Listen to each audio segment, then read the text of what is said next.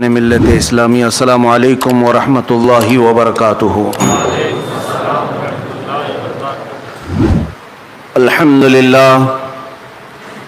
للہ الحنان المنان الذي خلق الانسان وعلمه البيان والصلاة والسلام على رسوله سید الانس والجان وعلى آلہ واصحابہ ذوی الخیر والاحسان، اما بعد فأعوذ باللہ من الشیطان الرجیم، بسم اللہ الرحمن الرحیم۔ ولا تقولوا لمن يقتل في سبيل الله اموات بل احیاء ولكن لا تشعرون، صدق اللہ مولانا العظیم۔ بارگاہ رسالت معاذ صلی اللہ علیہ وسلم نے درود پاک کا ہدیہ پیش کریں۔ اللہم صل علی سیدنا و مولانا محمد معدن الجود والکرم وآلہ واصحابہ الکرام وابنہ الکریم وبارک وسلم صلاة دائمة سرمدا ابدا۔ میں شکر گزار ہوں قاری صاحب قبلہ کا، بالآخر حضرت نے مجھے بیان کرنے کا موقع آپ کے سامنے پھر سے عنایت کر ہی دیا۔ اللہ تعالیٰ ان بڑوں کا سایہ سلامت رکھے۔ میرے عزیزو، آج یہ عاشورہ کی رات ہے اور ہم اس کو اہل بیت کی رات کہتے ہیں۔ تذکرہ اور بھی عناوین پر ہو سکتا ہے آج کی رات، اور عاشورہ کے دن بہت سارے تاریخی واقعات پیش آئے ہیں۔ آپ ہر عاشورہ کو سنتے بھی ہوں گے، انبیاء کرام علیہ السلام سے جڑی ہوئی بہت ساری یادیں ہیں، لیکن ان تمام یادوں میں ہم کثرت سے اگر کوئی یاد کرتے ہیں تو وہ کربلا کی داستان ہے۔ اس کی وجہ یہ بھی ہے کہ اہل بیت کی محبت ہمارے ایمان کا حصہ ہے، اور رسول کریم صلی اللہ تعالیٰ علیہ وسلم کی احادیث میں موجود ہے کہ منافق کی علامتوں میں سے ایک علامت یہ ہے کہ وہ اہل بیت سے بغض رکھتا ہے۔ جس کے دل میں اہل بیت اطہار نبی پاک صلی اللہ علیہ وسلم کی آل و اولاد سے بغض ہو، وہ منافق کی علامات میں سے ایک علامت رکھتا ہے۔ اسی لیے امام زمن برادر اعلیٰ حضرت فاضل بریلوی فرماتے ہیں کہ باغ جنت کے ہیں بہر مدح خان اہل بیت، تم کو مژدہ نار کا اے دشمنان اہل بیت۔ کس زبان سے ہو بیاں شان اہل بیت، مدح گوئے مصطفیٰ ہے مدح خان اہل بیت۔ فرماتے ہیں بے اجازت ان کے گھر میں جبرائیل آتے نہیں، بے اجازت ان کے گھر میں جبرائیل آتے نہیں، قدر والے جانتے ہیں قدر و شان اہل بیت۔ اور آج کا منظر یہ ہے، فاطمہ کے لاڈلے کا آخری دیدار ہے، فاطمہ کے لاڈلے کا آخری دیدار ہے۔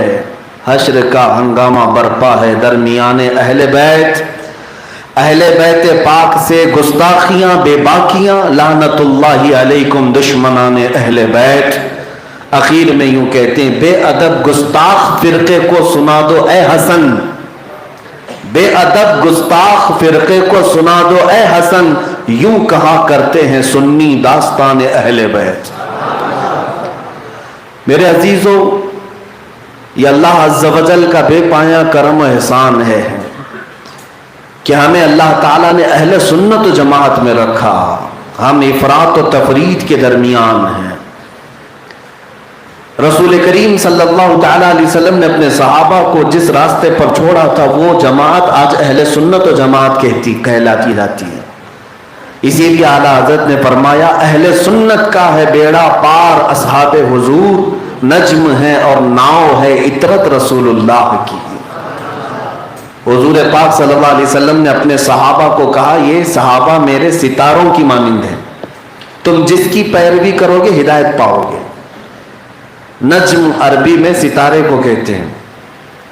اور اپنے اہل بیت کے لیے فرمایا الا ان مثل اہل بیتی کمثل سفینۃ نوح من رکبها نجا ومن تخلف عنها ہلک۔ اللہ کے حبیب صلی اللہ علیہ وسلم فرماتے ہیں میرے اہل بیت نوح علیہ السلام کے طوفان میں چلنے والی کشتی کی طرح ہیں، جو اس کشتی پہ سوار ہوا وہ نجات پا گیا، اور جو اس کشتی میں نہیں بیٹھا وہ ہلاک ہو گیا۔ تو اب ہمیں ستاروں کی بھی ضرورت ہے اور اس سیلاب میں ناؤ کی بھی ضرورت ہے، اور جو ان دونوں کے ساتھ چلتا ہے اس کو اہل سنت و جماعت کہا جاتا ہے۔ ہم صحابہ کے گستاخ نہیں ہیں، کسی بھی صحابی کی شان میں گالیاں، بے ادبیاں، گستاخیاں ہرگز نہیں کر سکتے۔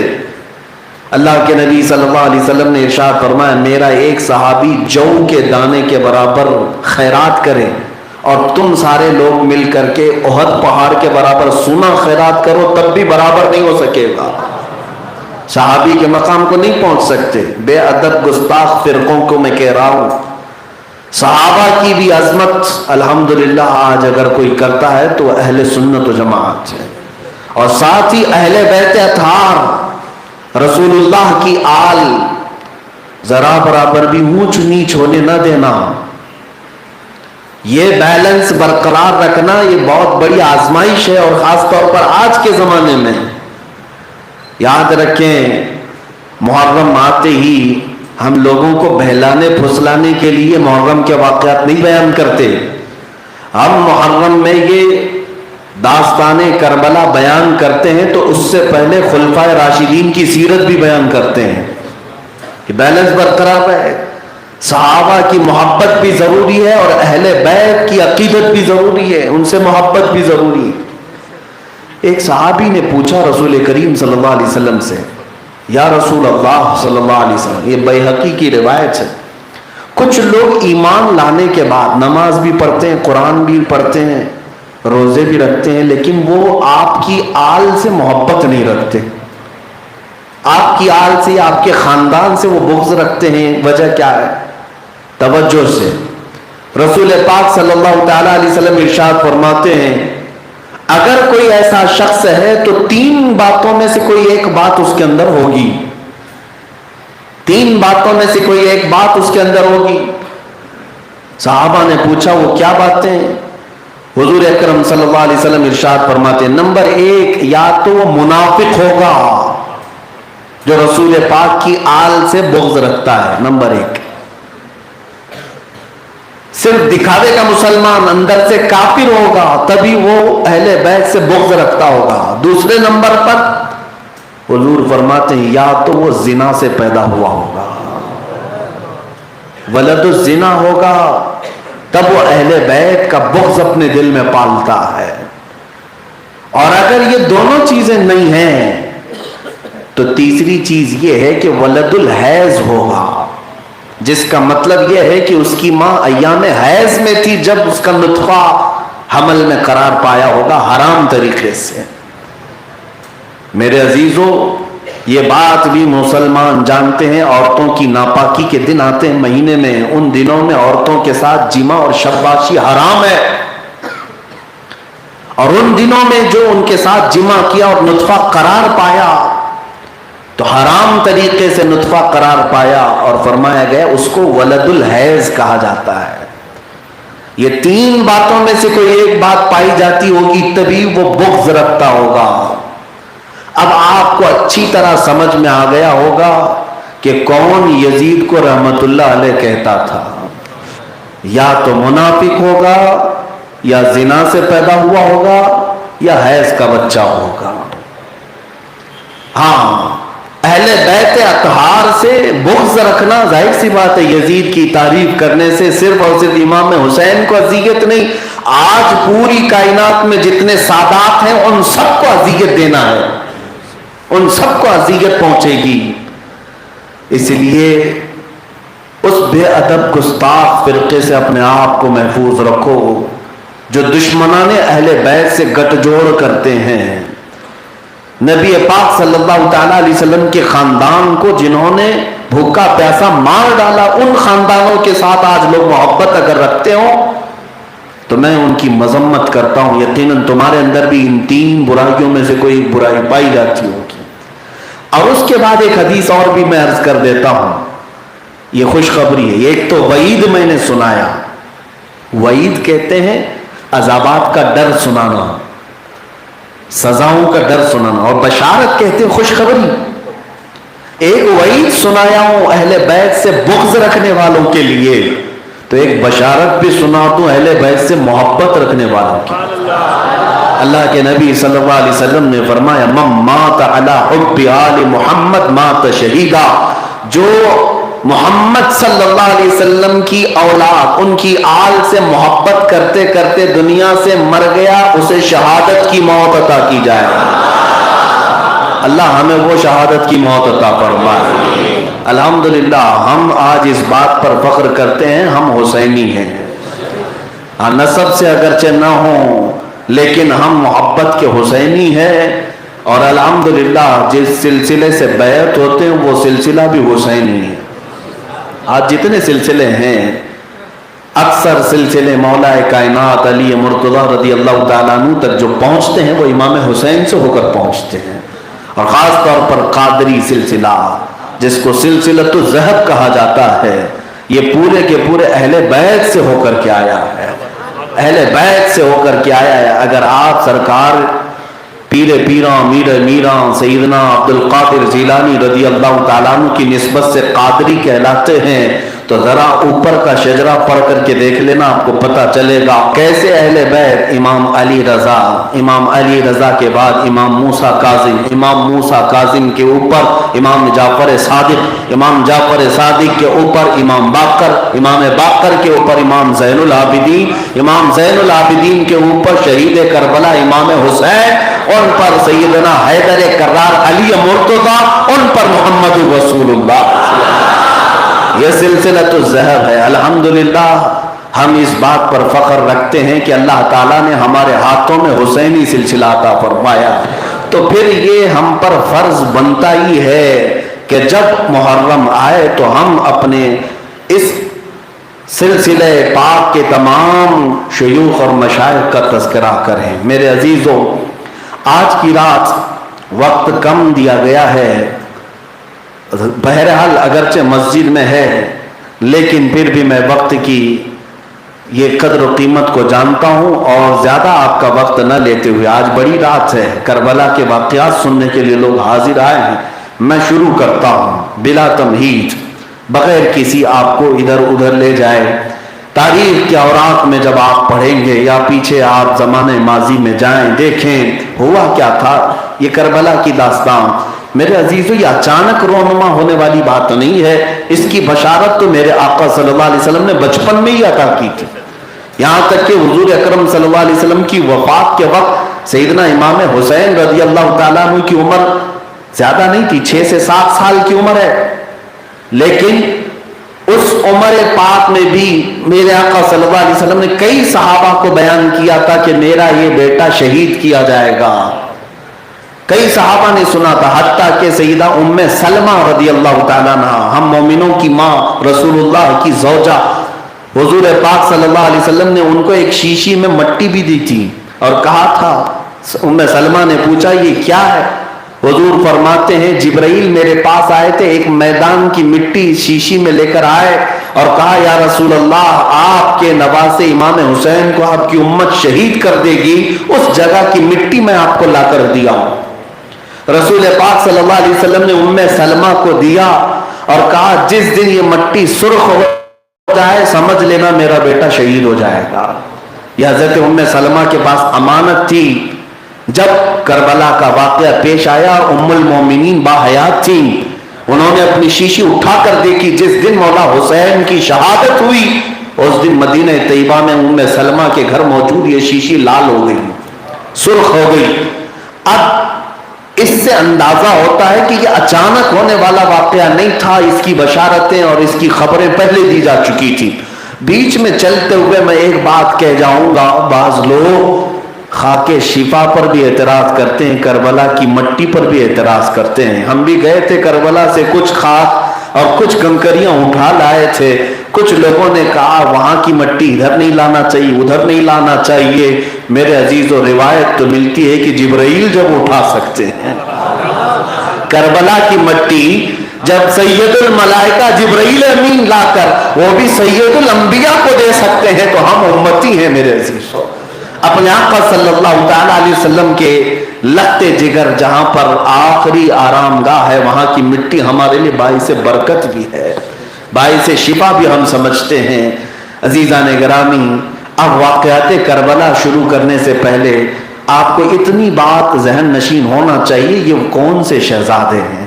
یہ لالوں کے نازوں کے پلے ہوئے شہزادے جن کے متعلق میرے آقا صلی اللہ تعالیٰ علیہ وسلم کس قدر لوگوں کو تاکید اور تلقین کرتے تھے۔ کبھی دونوں کو بٹھاتے حسن و حسین رضی اللہ عنہما اور اللہ کی بارگاہ میں یوں کہتے تھے، اے اللہ میں حسن و حسین سے محبت کرتا ہوں، تو بھی ان سے محبت فرما۔ اور اتنا ہی نہیں بلکہ حضور یہ فرماتے، اے اللہ جو بھی قیامت تک ان سے محبت کرے گا تو اس سے بھی محبت فرما۔ اگر آج تم حسنین کریمین سبتین ریحانتین رضی اللہ عنہما سے محبت کرتے ہو تو اللہ کے رسول کی اس دعا میں تمہارا بھی شمار ہو جائے گا۔ میرے آقا نے ہمارے لیے بھی دعا کیا ہے کہ جو حسنین سے محبت کرے گا اے اللہ تو اس سے بھی محبت فرما۔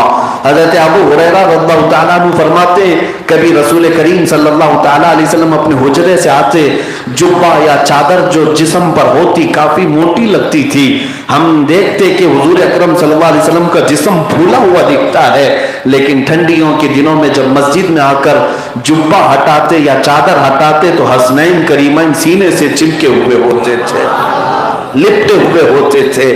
رسول کریم صلی اللہ علیہ وسلم کے ساتھ یہ شہزادے مسجد میں آنا، مسجد میں جانا، میرے عزیزوں کس انداز سے ان کی پرورش ہوئی ہے۔ آپ کو یہ ایک بات اس گھرانے کی میں بتا دوں، حسن و حسین رضی اللہ عنہما چھوٹے ہیں، بچپن میں ہے، حضور پاک صلی اللہ علیہ وسلم گھر میں جاتے صرف ان کو دیکھنے کے لیے، حضرت فاطمہ کے گھر چلے آتے اور پوچھتے کہاں ہے میرا حسن، کہاں ہے میرا حسین، دونوں آتے۔ حضور اکرم صلی اللہ علیہ وسلم ایک بار دونوں کی کشتی کرا رہے ہیں، دونوں کی کشتی، طاقت آزمائی، بچوں کو ہم کشتی لڑاتے ہیں، رسول کریم صلی اللہ تعالیٰ علیہ وسلم دونوں کو کشتی لڑا رہے تھے۔ امام حسن بڑے ہیں، امام حسین چھوٹے ہیں، لیکن جب کشتی دونوں لڑ رہے تھے میرے آقا صلی اللہ علیہ وسلم امام حسن کی سائیڈ لے رہے تھے اور کہہ رہے تھے حسن حسین کو ادھر سے پکڑ لو، حسین کو ادھر سے پکڑ لو۔ حضرت فاطمہ اندر سے دیکھتی ہوئی کہنے لگی بابا جان یہ کیا بات ہوئی، آپ بڑے کی طرفداری کر رہے ہیں، عام طور پر باپ اور ماں چھوٹے بچے کی طرفداری کرتے ہیں، حسین چھوٹا ہے، حسن بڑے ہیں، آپ حسن کی سائیڈ لے رہے ہیں۔ میرے آقا صلی اللہ علیہ وسلم نے فرمایا فاطمہ تم نہیں دیکھ رہی، حسین کی طرف جبرائیل کھڑے ہوئے ہیں۔ یہ وہ گھرانہ ہے جب کشتی بھی کرائی جائے تو ایک حسن کو سید الانبیاء پکڑ رہا ہو، حسین کو سید الملائکہ۔ بے اجازت ان کے گھر میں جبرائیل آتے نہیں، قدر والے جانتے ہیں قدر و شان اہل بیت، وہ رسول کریم صلی اللہ علیہ وسلم کا لجپال گھرانہ۔ اللہ کے نبی صلی اللہ تعالیٰ علیہ وسلم بچپن میں امام حسن مجتبیٰ کی عمر ابھی 6 ماہ کی تھی، تب صرف اپنے منہ سے حضور زبان نکال کر کے ہلاتے تھے، ان کے سامنے بچوں کو جیسے زبان دکھائی جاتی ہے، اور صحابہ فرماتے امام حسن صرف رسول اللہ کی زبان کی سرخی دیکھ کر کھلکھلا کر ہنستے تھے، اور پھر میرے آقا صلی اللہ علیہ وسلم ان کی ہنسی کو دیکھ کر خوش ہوتے اور ارشاد فرماتے اے لوگوں تم گواہ رہنا میرا یہ بیٹا سردار ہوگا، میرا یہ بیٹا سردار ہوگا۔ امام حسن کو جو سید کہا گیا وہ سردار کے معنی میں کہا گیا۔ اور پھر اللہ کے نبی صلی اللہ تعالیٰ علیہ وسلم ایک بار منبر پر خطبہ دے رہے مسجد نبوی کے، صحابہ کہتے ہیں ایک پیر کو حسن پکڑے ہوئے ہیں، ایک پیر کو حسین پکڑے ہوئے ہیں۔ جب رسول اللہ صلی اللہ علیہ وسلم کے قدموں کو پکڑ کر وہ منبر میں ہیں، کبھی مسجد میں میرے آقا سجدے میں ہو تو پشت پر کوئی بچہ چڑھ جائے اور صفوں کے سامنے آ جائے، اللہ اللہ یہ نازوں کی پرورش پانے والے وہ بچے، یہاں تک کہ کبھی میرے آقا کندھوں پر سوار کر کے لے جاتے۔ ایک صحابی کہتے ہیں شہزادوں کو دیکھ کر اے شہزادوں کیا قسمت پائی، کتنی اعلیٰ سواری ہے تمہاری، کتنی اعلیٰ سواری ہے۔ میرے آقا صلی اللہ علیہ وسلم نے اس بات پر صرف خاموشی اختیار نہیں کی بلکہ ان کو جواباً کہا اے میرے صحابی تو نے صرف سواری دیکھی، یہ دیکھ سوار بھی کتنے اچھے ہیں، سوار بھی کتنے اچھے ہیں. اس سے پتا چلا رسول پاک صلی اللہ علیہ وسلم کی منشا یہ تھی جب جب نبی کی تعریف کی جائے تو حسنین کی بھی تعریف کی جائے. اسی لیے درود اس وقت تک کمپلیٹ نہیں ہوتا جب تک آپ یہ نہیں کہتے اللہم صلی علی سیدنا محمد وعلی آل سیدنا محمد. جب تک آل کا ذکر نہیں کرو گے تو درود بھی کمپلیٹ نہیں ہوگا, کیونکہ میرے آقا کی منشا یہ ہے جب تم نبی کی تعریف کرو تو اہل بیت کی بھی تعریف کرو. عزیزان گرامی اس مقام کو سمجھو. امام شافعی رحمۃ اللہ تعالیٰ علیہ کے ہاں تو اور بھی بڑا سخت مسئلہ ہے, جو درود نہیں پڑھا, اہل بیت کا ذکر اس میں نہیں کیا, ان کے نزدیک نماز ہی نہیں ہوئی. فرض کا مقام ہے, نماز ہی نہیں ہوئی. اور یہ اہل بیت اطہار کا تذکرہ اللہ تعالیٰ نے نصیب والوں کو دیا ہے. شروع میں ہی میں نے کہہ دیا کہ بغض رکھنے والا 3 علامتوں میں سے کوئی ایک علامت اپنے اندر رکھتا ہوگا, اللہ وہ تینوں نحوستوں سے ہمارے اس مجمع کو پاک رکھے. کوئی منافق نہ ہو, کوئی ولد الزنا نہ ہو, کوئی ولد الحیض نہ ہو. اللہ تعالیٰ پاک لوگوں کے بیانات کے لیے پاک لوگوں کو منتخب فرمائے, کیونکہ قرآن کہتا ہے الطیبات للطیبین والطیبون للطیبات. اس سے پہلے رب تعالیٰ فرماتا ہے الخبیثات للخبیثین والخبیثون للخبیثات. یہ آیت دونوں پورے مقامات کی تشریح کرتی ہے. رب تعالیٰ فرماتا ہے بری چیزیں برے لوگوں کے لیے ہیں اور برے لوگ بری چیزوں کے لیے ہیں. اسی طرح والطیبات للطیبین, اور پاکی زبانوں پر میرے آقا کا نام کثرت سے آتا ہے تو پاکیزہ لوگوں میں, پاک لوگوں میں شمار کیا گیا ہے. اسی لیے تو میں بار بار کہتا ہوں کسی کی جے بھی جے کیوں پکارے, کیا غرض ہم کو, ہمیں کافی ہے سید اپنا نعرہ یا رسول اللہ. عزیزان گرامی, حسنین کریمین رضوان اللہ تعالیٰ علیہ مجمعین کا عالم یہ ہے کہ ایک بار حضور پاک صلی اللہ تعالیٰ علیہ وسلم امام حسن اور امام حسین کو ڈھونڈنے کے لیے گھر میں آئے. حضرت فاطمہ کہنے لگی صبح سے بچے غائب ہیں, نظر نہیں آتے. نبی پاک صلی اللہ تعالیٰ علیہ وسلم خود باہر ڈھونڈنے کے لیے نکلے. ایک درخت کے نیچے دونوں شہزادے سوئے مدینے کے باہر, لیکن اس پر حیرت یہ ہے اللہ کے فرشتے ان پر اپنے پروں سے سایہ کیے ہوئے. یہ مقام اعلیٰ, یہ مقام رفیع رسول پاک صلی اللہ علیہ وسلم کے شہزادوں کا میں کیوں عرض کر رہا ہوں, توجہ چاہتا ہوں. امام حسین کو کبھی حضور گود میں لیتے تو آپ کی گردن مبارک کو اور رخساروں کو چومتے تو تھے لیکن سونگھتے بھی تھے. نبی پاک صلی اللہ علیہ وسلم سونگھتے تھے. بچوں کو سونگھا جاتا ہے کہ چوما جاتا ہے, بوسہ دیا جاتا ہے, بوسے لیتے ہیں, یہ پیار کی علامات میں سے. لیکن میرے آقا صلی اللہ علیہ وسلم ان کو سونگھتے تھے. صحابہ پوچھتے, میرے آقا فرماتے میں اسے کیوں نہ سونگھوں کہ یہ جنت کے پھولوں میں سے ایک عظیم پھول ہے, یہ میرے لیے ریحان ہے. ریحان جنت کے پھول کا نام ہے, جنت کے پھول کا نام ہے. اللہ کے نبی صلی اللہ علیہ وسلم امام حسین کو اور حسن کو کہتے یہ جنت کے ریحان پھولوں میں سے ہیں, خوشبو آتی ہے. نازوں کے پالے شہزادوں کے ٹکڑے کر دیے تھے. یقیناً وہ دنیا کے بدترین لوگوں میں سے ہیں, وہ بدترین مخلوق میں سے ہیں جو اللہ کے نبی صلی اللہ علیہ وسلم کی اہل بیت کی قدر نہیں پہچان سکے. عزیزان گرامی وقار, نبی پاک صلی اللہ علیہ وسلم کے گھرانے میں پرورش پانے والے حسنین کریمین, پرورش تو شروع کی رسول پاک کے گھر میں ہوئی, لیکن اتفاق ایسا ہے کہ اللہ کے نبی صلی اللہ علیہ وسلم کی وفات کے وقت یہ شہزادے چھوٹے تھے, 6 اور 7 سال کے قریب کے, اور ماں آپ کی ایسی تربیت دینے والی مشفق استادہ ہیں کہ ہر پل ہر لمحہ سیدہ کائنات نے ان کو قرآن پاک کی آیتیں پڑھ پڑھ کر لوریاں سنا کر دودھ پلایا تھا.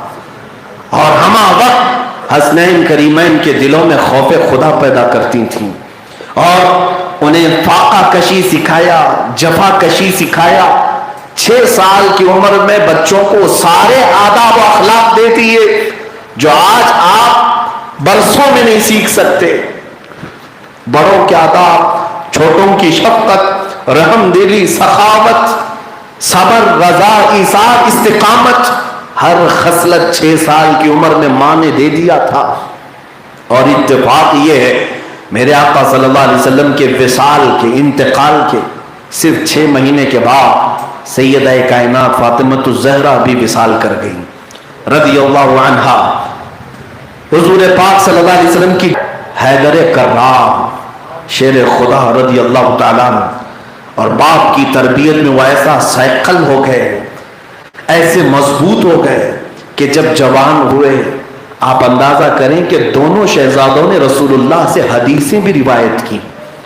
6 سال کی عمر میں میرے آقا سے جو جو سنا تھا وہ سب اپنی جوانی میں صحابہ کو بیان بھی کیا، یہاں تک کہ امام حسن رضی اللہ تعالیٰ جب خطبہ دینے کے لیے کھڑے ہوتے اتنے فصیح و بلیغ انداز میں خطبہ دیتے کہ حضرت علی مرتضی کرم اللہ وجہہ الکریم چھپ کر کے اپنے بیٹے کا خطبہ سننے کے لیے آتے اور پھر فرماتے حسن کے خطبے میں جو مٹھاس ہے وہ میں نے کہیں نہیں پائی۔ رسول اللہ صلی اللہ علیہ وسلم کے خطبوں کی شیرینی امام حسن نے لے لیا تھا۔ 6 سال کی عمر میں بچوں نے اپنے نانا سے سب لے لیا تھا، اور میرے آقا صلی اللہ علیہ وسلم کہ یہ شہزادوں کے متعلق اتفاق ہے بزرگوں کا کہ دونوں رسول اللہ کے ہم شبیہ ہیں۔ کس طرح سے؟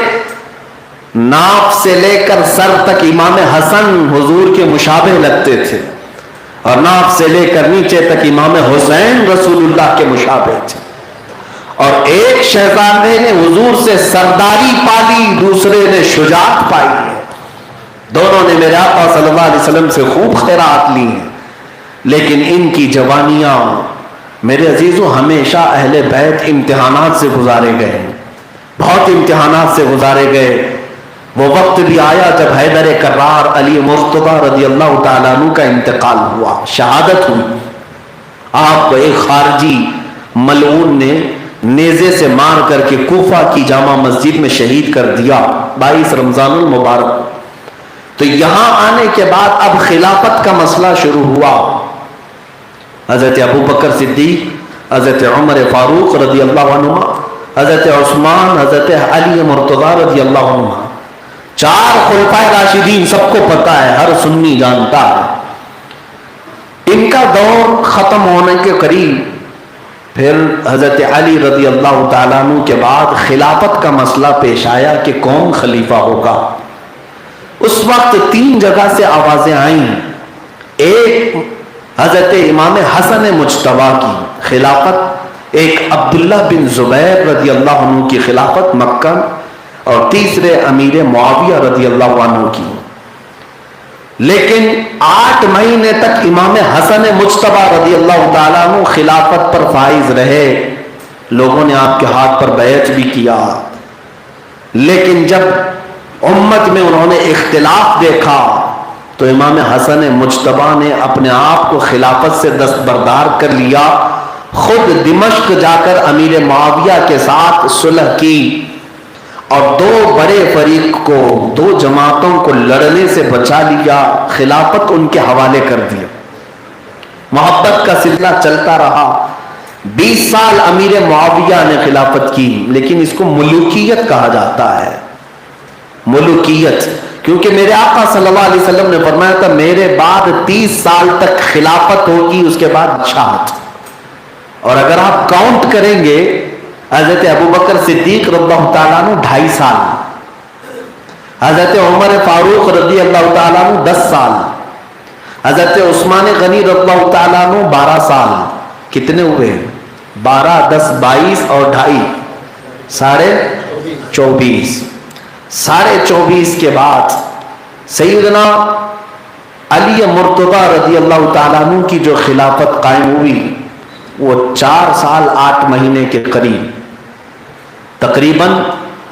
یہ خلافت کے جو کاؤنٹنگ کریں گے آپ حضرت ابو بکر سے لے کر حضرت علی کی وفات تک تو 29 سال 4 مہینے ہوں گے۔ کتنے؟ 29 سال 4 مہینے۔ پھر امام حسن مجتبی کی خلافت 8 مہینے چلی، 8 مہینے کے بعد آپ خلافت سے دستبردار ہو گئے، تو اب 8 مہینے کے بعد پورے ٹوٹل خلافت کے کتنے سال ہوئے؟ 30 سال ہو گئے۔ میرے آقا کا فرمان برحق ہے، اسی لیے اہل سنت و جماعت جہاں خلفائے راشدین، 4 خلفائے راشدین کی خلافت مانتے ہیں، اسی طرح امام حسن مجتبیٰ کو بھی خلیفہ راشد 5واں کہا جاتا ہے، وہ بھی خلافت کے ان دنوں میں ہی آتے ہیں۔ پھر ان کے بعد امیر معاویہ رضی اللہ تعالیٰ عنہ کی خلافت چلی 20 سال تک، اور ان دنوں میں معاملات ٹھیک ٹھاک رہے، کوئی معاملات نہیں تھے۔ جو جنگیں ہوئی تھی وہ حضرت علی کرم اللہ وجہہ الکریم کے زمانے میں ہوئی، لیکن صلح صفائی کے بعد سب ختم ہوئی۔ ان جنگوں کا تذکرہ کرنا جائز نہیں، صحابہ اکرام کے آپسی مشاجرات اور اختلافات کو بیان کرنا یہ گمراہی کو دعوت دینا ہے۔ لوگ یہاں ناپ تول کریں گے کہ یہ جماعت حق پر تھی کہ وہ جماعت حق پر، دونوں جماعت میں صحابہ موجود ہیں۔ اس لیے اب حضرت امیر معاویہ رضی اللہ تعالیٰ عنہ کے انتقال کا وقت جب قریب آیا تو ایک جو بہت بڑا مسئلہ پیش آیا اور امت میں پہلا کام ہوا وہ یہ تھا کہ حضرت امیر معاویہ نے اپنے بیٹے یزید کو ولی عہد مقرر کیا، جبکہ اب تک اسلام میں کسی بھی خلیفہ راشد نے اپنے بیٹے کو خلافت کا یا ولی عہد کا اعلان نہیں کیا۔ حضرت ابو بکر کے بیٹے بھی صحابی ہیں، حضرت عمر کے بیٹے بھی صحابی ہیں، حضرت علی کے بیٹے بھی صحابی بلکہ نواسے رسول ہیں رضوان اللہ علیہم اجمعین۔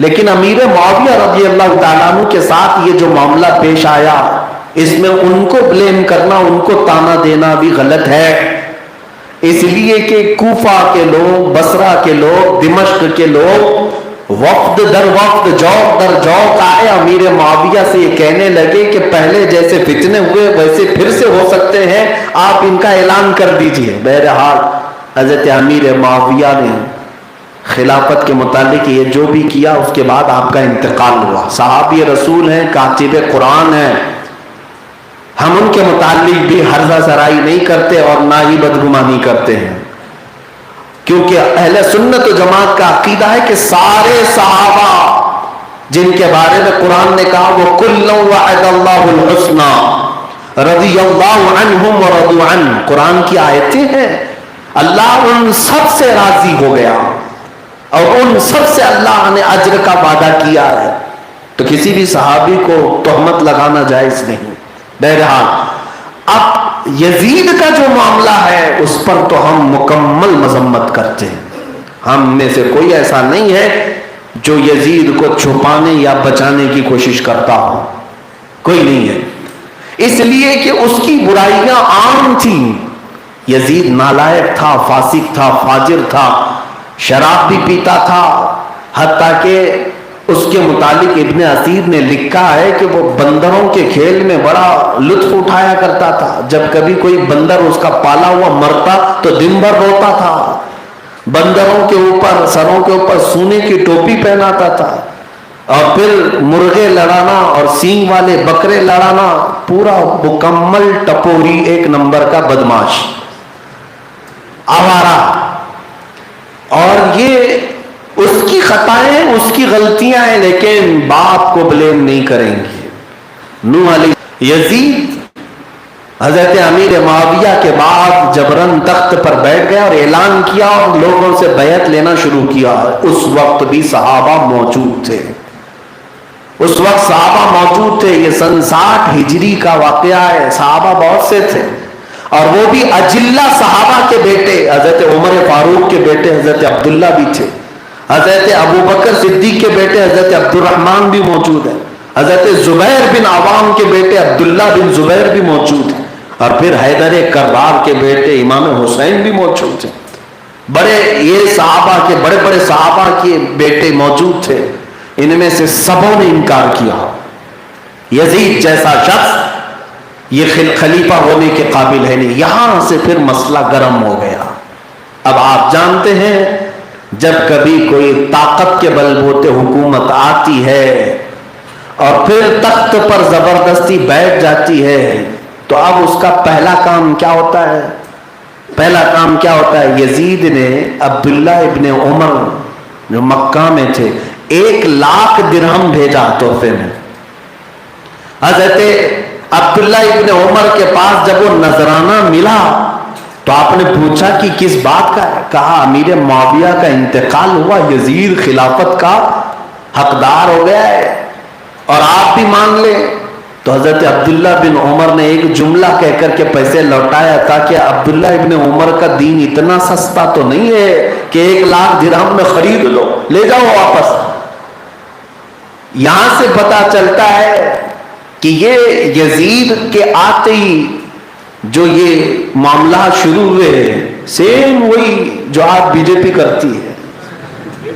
ہاں بالکل، ہارس ٹریڈنگ جس کو کہا جاتا ہے، یعنی گھوڑے خریدنا۔ ارے یہاں تو اٹھا کر کے لے جاؤ کسی ریزورٹ میں بند کرو، پھر ان کی بولی لگتی ہے۔ سیم اس زمانے میں بھی کوشش کی گئی تھی، پیسے بھیج دو، مدینے میں بھی بھیجو، مکہ میں بھی بھیجو، سب۔ لیکن اس وقت جو لوگ موجود تھے وہ ایسے ہلکے پھلکے کانگریس والے بھی نہیں تھے کہ منافق طبیعت کے ہوں کہ پیسہ دکھے تو چلے جائے۔ میرے عزیزوں، میں صحابہ کی بات نہیں کر رہا ہوں، عام لوگوں کی بات کر رہا ہوں۔ عام لوگ بھی نہیں بکے، صحابہ تو صحابہ ہیں، سبوں نے انکار کیا۔ اب یہاں سے معاملہ جو گرم ہوا، یزید کے مشیروں نے کہا کہ اگر تیرے خلافت کو خطرہ ہے تو 3 لوگوں سے، ایک عمر فاروق کے بیٹے عبداللہ بن عمر سے، دوسرے زبیر بن عوام کے بیٹے عبداللہ بن زبیر سے، اور تیسرے علی مرتضیٰ کے بیٹے حسین سے۔ یہ 3 سے تیری حکومت کو خطرہ ہے، ان کو منا لے یا کسی طرح ان کو اپنے خلافت میں لے لے تو ہی چل سکتا ہے۔ ایک بار پیسے دے کر کے بھیجا، دوسری بار عہدہ دینے کی بات کی گئی، آپ کو فلاں وزارت دے دی جائے گی، منسٹری دی جائے گی، آ جائیے آپ پارٹی میں۔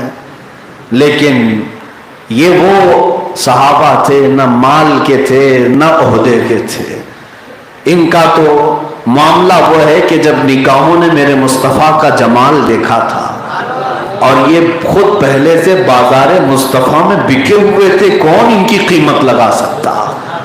ہاں، ان کا ہی تو نعرہ تھا جس کو شاعر نے کہا تھا، جب تک بکے نہ تھے تو کوئی پوچھتا نہ تھا، یا رسول اللہ تم نے خرید کر ہمیں انمول کر دیا۔ اور ہم کہتے ہیں بے دام ہی بک جائیے بازار نبی میں، اس شان کے سودے میں خسارے نہیں ہوتے۔ ایک بار حضور کی بازار میں بک جاؤ، پھر قیمتیں نہیں لگائی جائیں گی، تمہاری خریدا نہیں جا سکے گا، قیمتیں بہت لگائی جائیں گی لیکن خریدا نہیں جا سکے گا۔ اب معاملہ یہ تھا کہ حسین علی مقام رضی اللہ تعالیٰ عنہ مدینہ طیبہ میں تھے، اپنے اہل کے ساتھ، اپنے اہل اور عیال کے ساتھ، اولاد کے ساتھ۔ اس وقت جو مدینہ طیبہ کا گورنر تھا ولید بن عقبہ، اس کے پاس یزید نے خط بھیجا، اور خط بھیج کر کے کہا کہ جو یہاں مدینے میں بڑے بڑے سرکردہ ہیں ان کو بلا لینا، اور جب تک بیعت نہ کریں اپنے گھر سے یا اپنی دارالعمارت سے بھیجنا نہیں، اور سب سے پہلے حسین ابن علی سے بیعت لو۔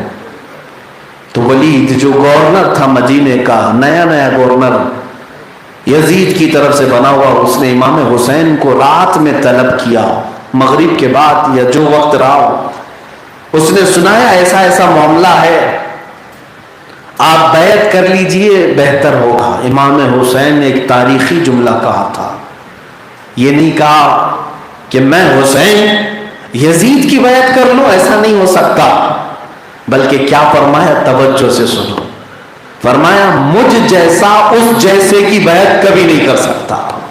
یہ قیامت تک آنے والوں کے لیے کہہ دیا امام حسین نے، مجھ جیسا اس جیسے کی بیعت نہیں کر سکتا، جو حسینی ہوگا وہ یزیدیوں کی بیعت نہیں کر سکتا۔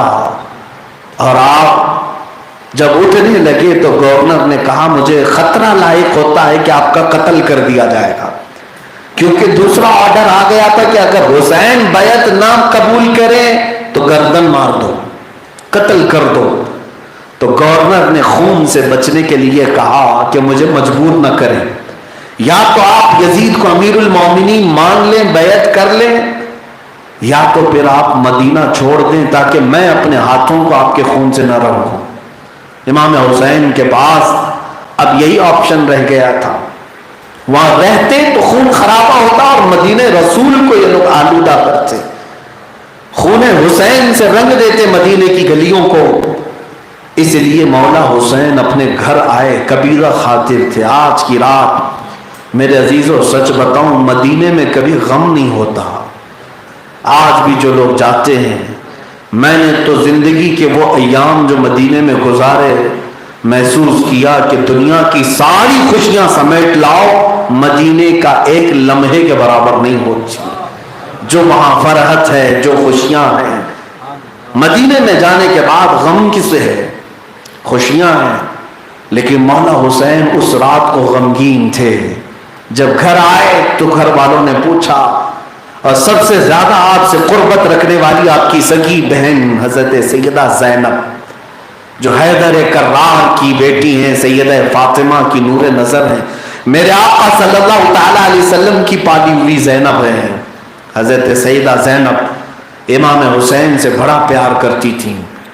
اب ہر ایک کی سیرت بیان کرنے کا وقت نہیں، ورنہ میں پورے اہل بیت کے ہر ایک کے الگ الگ انداز میں بیان کرتا۔ سیدہ فاطمہ کے 6 بچے ہوئے تھے، ان میں اب یہ 2 باقی تھے، حضرت زینب اور حضرت امام حسین۔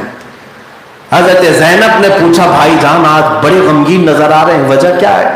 امام حسین نے بتایا کہ ایسے معاملات ہو گئے، یزید جیسا نااہل آدمی تخت خلافت پر بیٹھ گیا، اور مجھ جیسے آدمی کو کہا جاتا ہے کہ بیعت کر لے۔ اگر میں آج بیعت کر لوں تو صرف مسئلہ آج کا اور کل کا نہیں، قیامت تک کے لیے دلیل بن جائے گا۔ میرے عزیزوں، میرے حسین نے وہ کارنامہ انجام دیا کہ اگر حسین اعظم بیعت کر چکے ہوتے تو شاید ہماری مسجد کے مصلوں پر بھی کوئی چور کھڑا ہو جاتا، زانی کھڑا ہو جاتا، شرابی کھڑا ہو جاتا۔ آج عام لوگوں کے ذہنوں میں بھی یہ بات ہے کہ چوروں کو مصلے پر امامت کے لیے نہیں کھڑا کیا جاتا۔ یہ امام حسین کا دیا ہوا احسان ہے، احسان ہے۔ ہم مصلح امامت پر جب فاسق و فاجر کو نہیں تسلیم کرتے تو پوری دین کی امامت کے لیے کیسے کسی کو امیر تسلیم کریں گے؟ ایسے فاسق و فاجر کو مولا حسین سے ان کے اہل خانہ نے پوچھا، اب کرنا کیا ہے؟ کہا بس ایک ہی راستہ رہ گیا ہے کہ میں یہاں سے نکلوں مدینہ طیبہ سے اور مکہ مکرمہ جا کر کے میں ابھی فی الحال عمرہ کروں گا اور حج تک وہاں پر رکتا ہوں۔ وہاں کے حالات سازگار ہوں گے، مکہ حرم ہے، جنگ و جدال قتل و قتال مکہ کے اندر حرام ہے، میں وہاں جا کر کے اپنی زندگی بسر کرتا ہوں۔ تو پھر جب مولا حسین نکلنے لگے اسی رات کو، جس رات پیغام آیا، مختصر سا سامان اہل بیت کا تھا، وہ اپنا سامان رکھتے سفر باندھ لیا، اور جیسی ہی خاندان میں بات پھیلی تو امام حسین کے ساتھ اہل خانہ شریک ہو گئے۔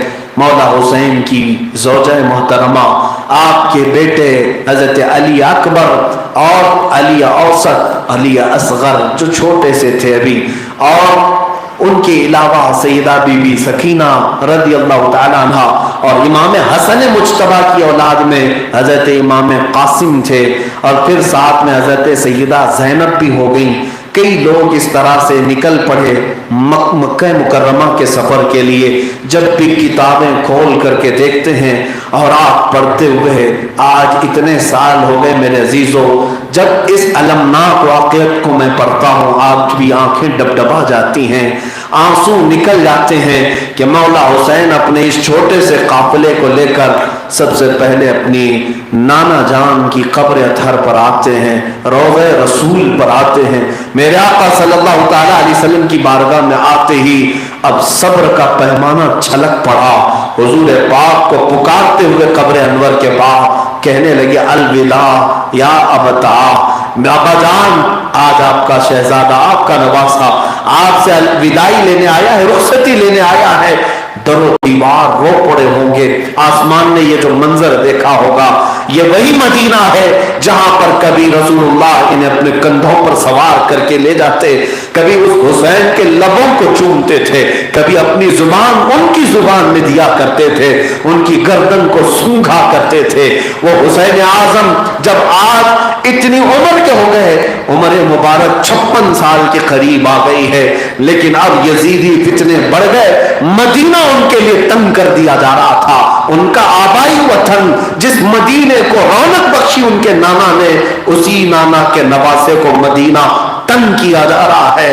اور جب رخصتی کا وقت آیا, لپٹ کر کے در و دیوار کو امام حسین رو پڑے, ان کی اولاد امجاد بھی رو پڑی, اور پھر وہاں سے نکل کر جنت البقیع میں آئے, جہاں ان کی ماں سیدہ کائنات مخدومہ کائنات فاطمہ الزہرا سلام اللہ علیہا آرام فرما ہے, سرہانے کے پاس کھڑے ہو کر آخری بار سلام کیا, کہا اے یا اماں, اے میری ماں, آپ کا بیٹا آپ سے بہت دور جا رہا ہے, اس لیے کہ میں نہیں چاہتا میرے نانا کا مدینہ میرے خون سے رنگین ہو جائے, یہاں پر فتنے برپا ہو میری وجہ سے یہاں لڑائیاں ہو جائیں, ایسا میں بالکل پسند نہیں کرتا. ماں مجھے اجازت دے دے, میں مدینے سے رخصت ہو رہا ہوں. آج 1400 سال کے بعد ہماری آنکھوں نے وہ منظر تو نہیں دیکھا مدینے کا, میرے مصطفیٰ کی ظاہری حیات کو ہم نے نہیں دیکھا, لیکن سچ بتاؤں قسم خدا کی, حاجی 9 دن رہ کر کے یا عمرہ کرنے والا 7 دن کے بعد مدینے سے جب رخصت ہوتا ہے, ایسا لگتا ہے کہ روح نکل جا رہی ہے. مدینے سے جب ایک عام حاجی نکلتا ہے بے اختیار رو پڑتا ہے. مجھے اچھی طرح سے اندازہ ہے, چند دنوں پہلے ابھی ہم آئے, مڑ مڑ کر کے بار بار گنبد خضرا کی طرف ہم دیکھتے رہتے ہیں. جب تک مسجد نبوی کے بلند و بالا مینارے روپوش نہیں ہو جاتے, ہر حاجی ٹکٹکی باندھ کر دیکھتا رہتا ہے واپس پھر آنا مقدر میں ہے یا نہیں. آج رسول اللہ سے اجازت لے کر چل تو پڑے, اسی دنیا میں جا رہے ہیں جہاں قدم قدم پر ٹھوکریں ہیں. میرے آقا سے رخصتی آج جب ہمارے لیے اس قدر سخت ہوتی ہے تو اس نواسے پر کیا گزر رہی ہوگی جس کے نانا نے اسی مدینے میں انہیں پالا ہے, انہی گھروں میں جن کے گھر میں جبرائیل آیا کرتے وہی قرآن لے کر کے, اللہ کی وہی لے کر کے آیا کرتے. وہ حسین آج مدینے کو ہمیشہ کے لیے چھوڑ جا رہے تھے. میرے آقا کی بارگاہ میں سلامی پیش کر کے یہ قافلہ نکل پڑا. مولا حسین کا مختصر سا قافلہ ہے مکہ مکرمہ کے سفر پر. شعبان کا مہینہ تھا جب مولا حسین مکہ مکرمہ پہنچے. کئی دنوں کے سفر کے بعد مکہ والوں نے خوب استقبال کیا کہ رسول اللہ کے شہزادے آئے ہیں. دنیا بھر میں کون استقبال نہ کرتا. امام حسین کے ملنے والے بے اختیار آنے لگے. عبداللہ ابن زبیر رضی اللہ تعالیٰ عنہ اس وقت وہاں خانہ کعبہ کے سرداروں میں مانے جاتے تھے. آپ نے مہمان نوازی کی, پورے اہل بیت کا خوب شاندار ضیافت کا اہتمام کیا, اور دن گزرتے گئے. رمضان کا مہینہ آیا, بہت ہی اچھی زندگی گزر رہی تھی, لیکن یہاں سے ایک ٹرننگ پوائنٹ جو آتا ہے, یزید کی خلافت کا انکار کر کے, اس کی بیعت کا انکار کر کے سکون سے مکہ میں رہ تو رہے تھے, لیکن کوفہ والے, کوفہ ایک شہر ہے جو بسایا گیا بعد میں, وہاں کے لوگ عموماً اہل بیت سے محبت کرنے والے شمار کیے جاتے تھے. اسی لیے حضرت علی بھی دارالخلافہ کوفہ کو بنائے تھے. لیکن ہوا کیا, کوفہ والوں میں, کوفہ میں ہی حضرت علی کا قتل ہوا, شہادت ہوئی. ان کے بعد حضرت امام حسن مجتبی جو امام حسین کے بڑے بھائی ہیں, ان کا بھی زہر دے کر کے مارا گیا تھا. کوفہ میں ہی انتقال ہوا تھا. امام حسن کوفہ والوں نے ہی زہر دیا تھا. انتقال امام حسن کا مدینہ طیبہ میں مدفون ہے میرے آقا صلی اللہ علیہ وسلم کے جنت البقیع میں. امام حسن کے ساتھ بھی یہی معاملہ ہوا. اب امام حسین جب مکہ آئے تو کوفہ والوں کو خبر ہوئی کہ یزید کی خلافت اور بیعت کا انہوں نے انکار کر دیا. آپس میں میٹنگیں کی, طے کیا کہ کیوں نہ ہم امام حسین کو کوفہ بلاتے ہیں اور ان کو امیر المومنین منتخب کر لیتے ہیں, سارے لوگ بیعت کر لیں گے. یہ کہہ کر کے کوفہ والوں نے اپنے اپنے سرداروں کو بلا کر خط لکھنا شروع کیا. کس کے پاس؟ امام حسین کے پاس. جمعہ کا دن ہے, رمضان کا مہینہ ہے. خط آئے کوفہ سے, مہر بند لفافے. جب کھول کر دیکھا گیا اس میں امام حسین کی خوب تعریف کی گئی تھی, رسول اللہ کے اہل بیت اطہار کی عظمت بیان کی گئی تھی, اور پھر یہ کہا گیا تھا پورے روئے زمین پر آپ سے زیادہ افضل ابھی کوئی نہیں, لہذا آپ اپنا ہاتھ بڑھائیں, ہم سب آپ کی بیعت کے لیے تیار ہیں. ایک خط آئے، دو خط آئے، تین آئے تو سمجھ میں آئے، لیکن ابتدا ہوئی، پھر دوسرے دن 150 خط آئے، اس کے بعد پھر یہ خطوط کا سلسلہ چلتا رہا۔ رمضان ختم ہونے سے پہلے پہلے روایات یہ بتاتی ہیں کہ 12,000 تک خط آئے، کوفیوں کے مسلسل خط، اور وہاں سے قاصد آتے رہے۔ آپ دیکھیں یہاں پر 2-4 لوگ ہی اگر کسی جگہ بلائیں تو ہم انکار نہیں کر پاتے، یہ ہمارا معاملہ ہے۔ وہ رسول اللہ کے شہزادے جو عالی گھرانے سے اور سخی گھرانے سے تھے، اور کسی کو نہ کہنا ان کی عادت نہیں، جب کثرت سے اتنے لوگ خط لکھے، قاصد آئے، تو کیا وہ انکار کرتے؟ اس کے بعد امام حسین نے رمضان کے بعد یہ طے کر لیا کہ مجھے کوفہ جانا ہے، اس لیے کہ اب آخری ایک خط یہ آیا کہ حسین ابن علی اگر آپ نہیں آئیں گے تو قیامت کے دن اللہ اگر ہم سے سوال کر لے کہ تم نے یزید جیسے فاسق و فاجر کی بیعت کیوں کی، تو ہم جواب میں یہی کہیں گے، اے اللہ ہم نے تو نواز رسول کو بلایا تھا، وہ نہ آئے، اس لیے ہم نے یزید کی بیعت کی۔ یہ بات اتنی سخت تھی کہ اس کے بعد انکار کرنے کی گنجائش نہ رہی۔ مولا حسین نے کہا کہ پھر یہ اتمام حجت ہے، اگر میں نہ گیا تو میرے اوپر قیامت کے دن مقدمہ ہو سکتا ہے۔ پھر صحابہ کی مشاورت ہوئی، میٹنگ ہوئی، صحابہ نے سب نے رائے مشورہ کیا، پھر مولا حسین سے سارے صحابہ نے آ کر کہا، کوفہ والوں کی فطرت ہمیں معلوم ہے، وہ آپ کو اذیت دیں گے، آپ کے ساتھ نہیں کھڑے ہوں گے۔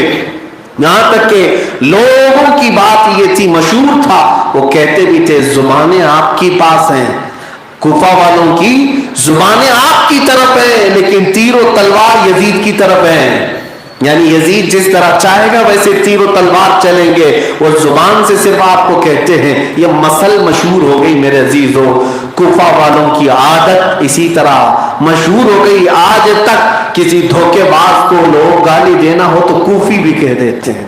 کوفہ والوں کی خصلت آ گئی، عادت آ گئی۔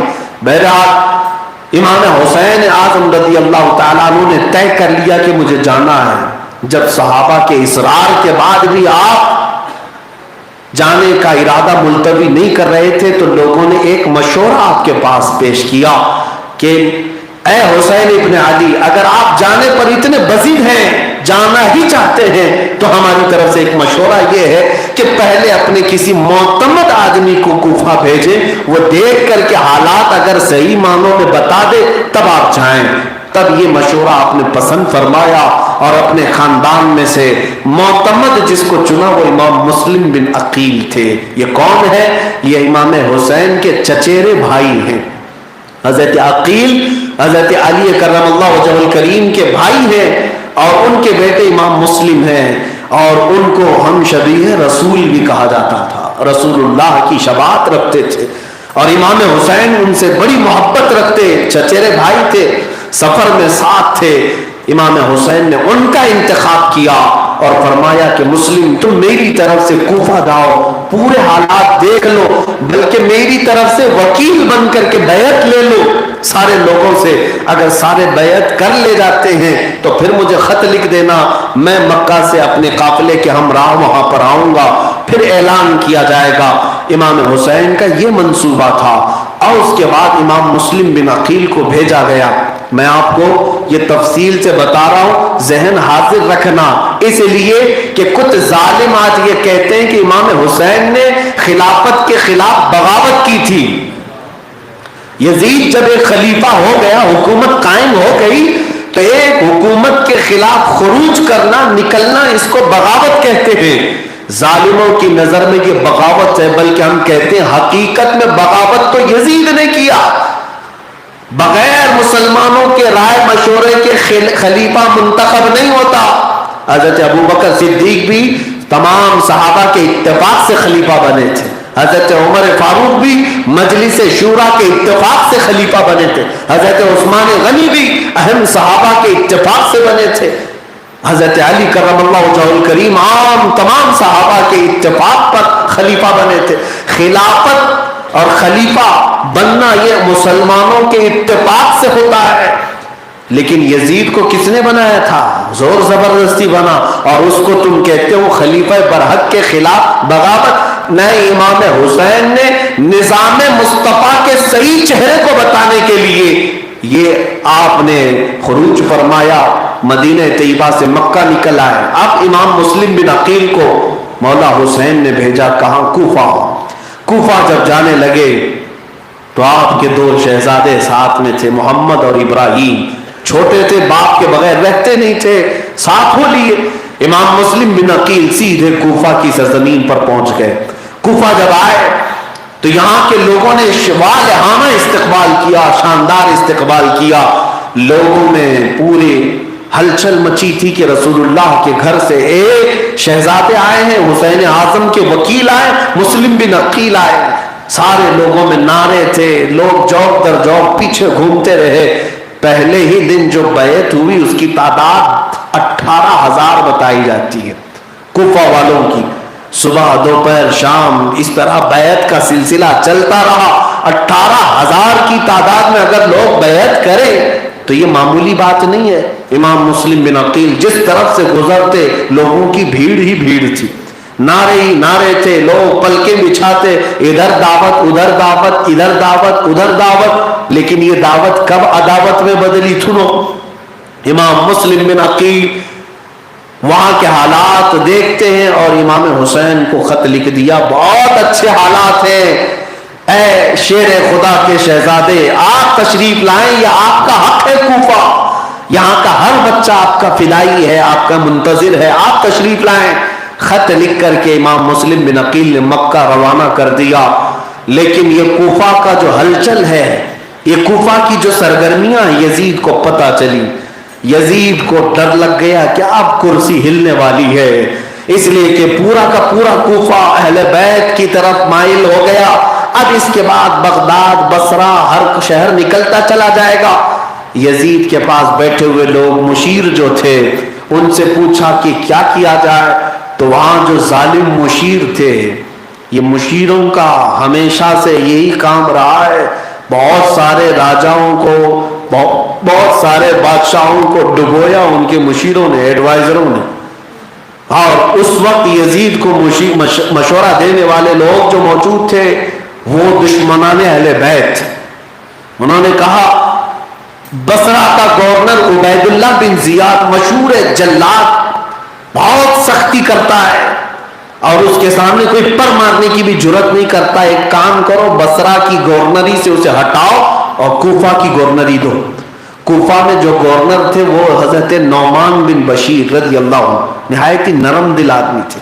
جب امام مسلم بن عقیل آئے انہوں نے خود بھی استقبال کیا، بہت شاندار استقبال کیا۔ جب یزید کو پتا چلا تو نعمان بن بشیر کو اس نے معزول کر دیا، ہٹا دیا۔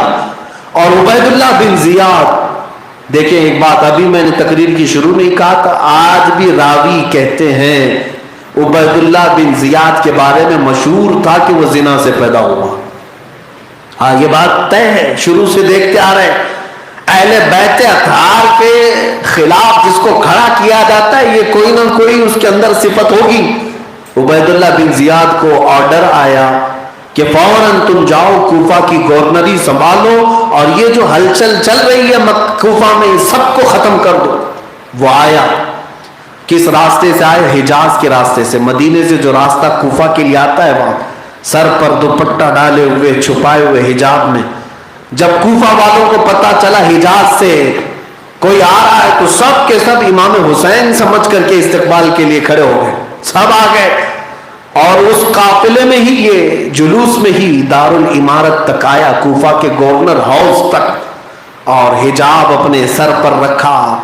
پھر جیسے ہی گورنر ہاؤس میں اندر چلا گیا، لوگ دیدار کے مشتاق تھے، امام حسین آ گئے، لیکن چھت پر چڑھ کر کے اس نے اپنا چہرہ کھولا اور سارے کوفہ والوں سے مخاطب ہو کر کے کہنے لگا کہ اے کوفہ والوں، مجھے پہچانتے ہو؟ میں عبید اللہ بن زیاد ہوں، میں گورنر بصرہ تھا، اب مجھے یزید کی طرف سے کوفہ کی گورنری دی گئی ہے، آج سے تم سب پر میری اطاعت فرض ہے، سن لو، اور جو کوئی میری اطاعت سے انکار کرے گا یا یزید کی خلافت کا انکار کرے گا اس کا خون میرے لیے حلال ہے۔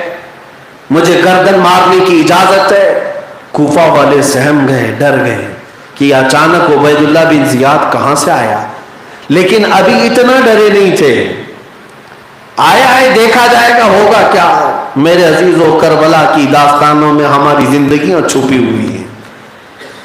گورنر جب بیٹھا دوسرے دن، پھر اس نے حالات معلوم کیے۔ امام مسلم بن عقیل کی محبت بہت عروج پر تھی، لوگ جوق در جوق آج بھی ان کے چاہنے والے تھے، لیکن اب اس نے جو کام کیا وہ کیا کیا، اس نے لوگوں کو بلایا، سرداروں کو بلایا اور انہیں نذرانے بھی دیے، پیسے بھی دیے، کچھ کو اپنی طرف مائل کیا، کچھ کو موت کا خوف دلایا۔ اب افراتفری ہونے لگ گئی، کوفہ میں آدھے لوگ چھوڑ دیے، آدھے لوگ پھر بھی باقی رہے۔ اس کے بعد عبید اللہ بن زیاد نے امام مسلم بن عقیل کو تلاش کرنے کے لیے لوگ بھیجے۔ امام مسلم بن عقیل ایک بزرگ صحابی کے گھر آرام فرماتے، ہانی بن عروہ، جن کی عمر 90 سال کی تھی۔ ہانی بن عروہ اہل بیت سے محبت کرتے تھے، امام مسلم بن عقیل کو اپنے گھر میں رکھے تھے۔ اب یہ جاسوسوں کو ہر جگہ لگا چکا تھا کہ ڈھونڈ لاؤ، کہیں پتہ نہیں چل رہا تھا۔ ایک جاسوس معقل جس کا نام تھا، وہ ہانی بن عروہ کے گھر آیا، کہا میں اہل بیت کا محب ہوں، کچھ نذرانہ ہے میرے پاس، میں دینا چاہتا ہوں، آپ کے گھر میں کوئی ہے؟ تو ہانی بن عروہ نے اہل بیت کی محبت میں اس کو اندر بلا لیا۔ امام مسلم بن عقیل کو دیکھ کر وہ بڑی تعریفیں کیا، کہا کہ آپ کے قدموں میں ہماری جان ہے، فلاں ہے فلاں ہے، نذرانہ دیا اور چلا گیا۔ جا کر عبید اللہ بن زیاد کو رپورٹ دے دیا، مسلم بن عقیل ہانی بن عروہ کے گھر میں چھپے ہوئے۔ ہانی بن عروہ کو عبید اللہ بن زیاد نے طلب کیا۔ عبید اللہ بن زیاد کے بلانے کے بعد جب یہ بوڑھے صحابی آئے تو اس نے ان کو کھڑا رکھا، ہانی بن عروہ سے کہا، سنا ہے کہ تم خوب خلافت کے خلاف بغاوت کر رہے ہو اور اپنے گھر میں میٹنگیں کرتے ہو اور منکروں کو، مخالفوں کو اپنے گھر میں پناہ دیتے ہو۔ ہانی بن عروہ نے کہا یہ سب جھوٹ ہے، غلط ہے۔ کہا کیا تم مسلم بن عقیل کو اپنے گھر میں پناہ نہیں دیے ہو؟ ہانی بن عروہ نے کہا ایسا کہاں کیسے ہو سکتا ہے، مجھے کیا خبر۔ اس نے وہ معقل جاسوس کو سامنے لایا، کہا اس کو پہچانتے ہو؟ ہانی بن عروہ نے دیکھا یہ تو وہی شیطان ہے جو اہل بیت کی محبت کا نام لے کر آیا تھا، نذرانہ لے کر کے، اور پھر جاسوس تھا، یہاں آ کر کے اس نے خبر دے دیا۔ اس لیے میرے عزیزو، ہر نذرانہ دینے والے پر یقین نہیں کرنا چاہیے۔ کون کس کی جاسوسی کرتا ہے، کون کس کی طرفداری کرتا ہے پتہ نہیں، کئی لفافوں میں کئی جاسوس بند ہوتے ہیں۔ خیر، معقل بن یسار کو دیکھ کر کے ہانی بن عروہ نے قبول کر لیا، کہا ہاں میرے گھر میں امام مسلم بن عقیل ہیں، لیکن اگر معاملہ ایسا سخت ہے تو میں انہیں ان کے گھر واپس بھیج دوں گا، تم مجھے واپس بھیج دو۔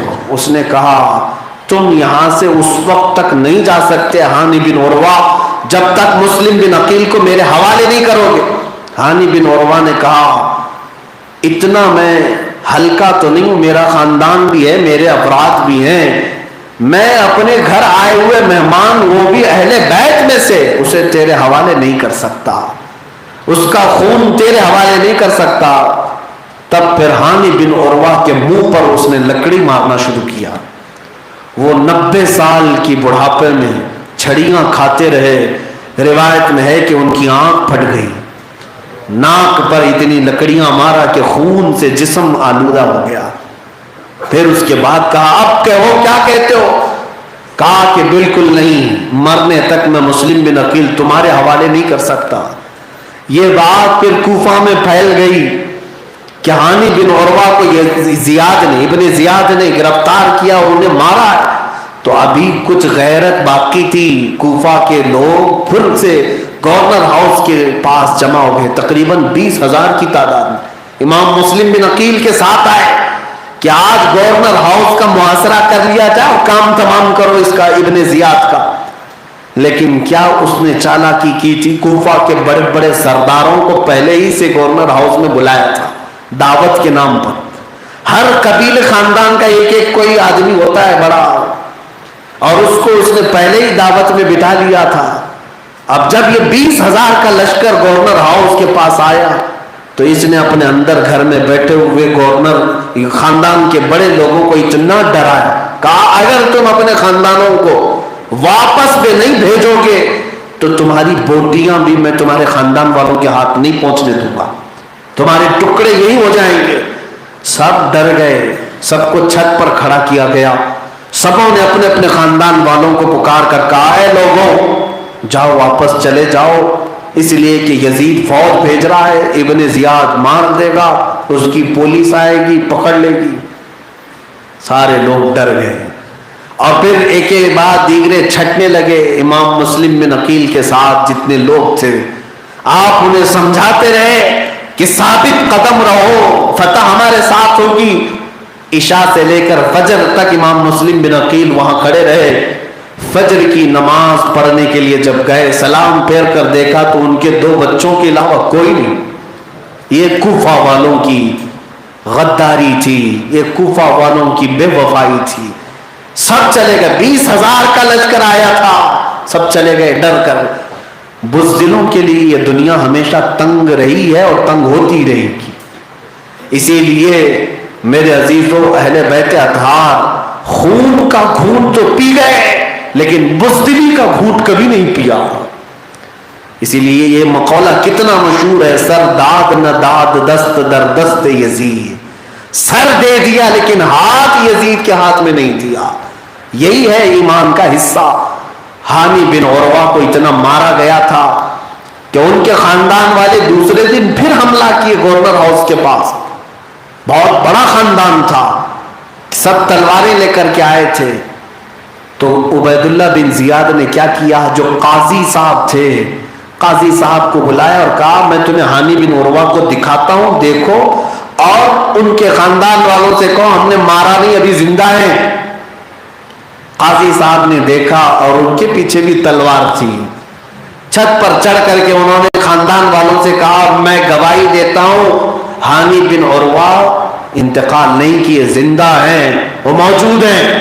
خاندان والوں نے جب قاضی شرع سے یہ بات سنی تو سب منتشر ہو گئے، چلے گئے۔ میرے عزیزوں، اب حالات ایسے سخت ہونے کے بعد کوفہ والوں نے دوسرے دن اپنے گھر کے دروازے بند کرنا شروع کر دیا۔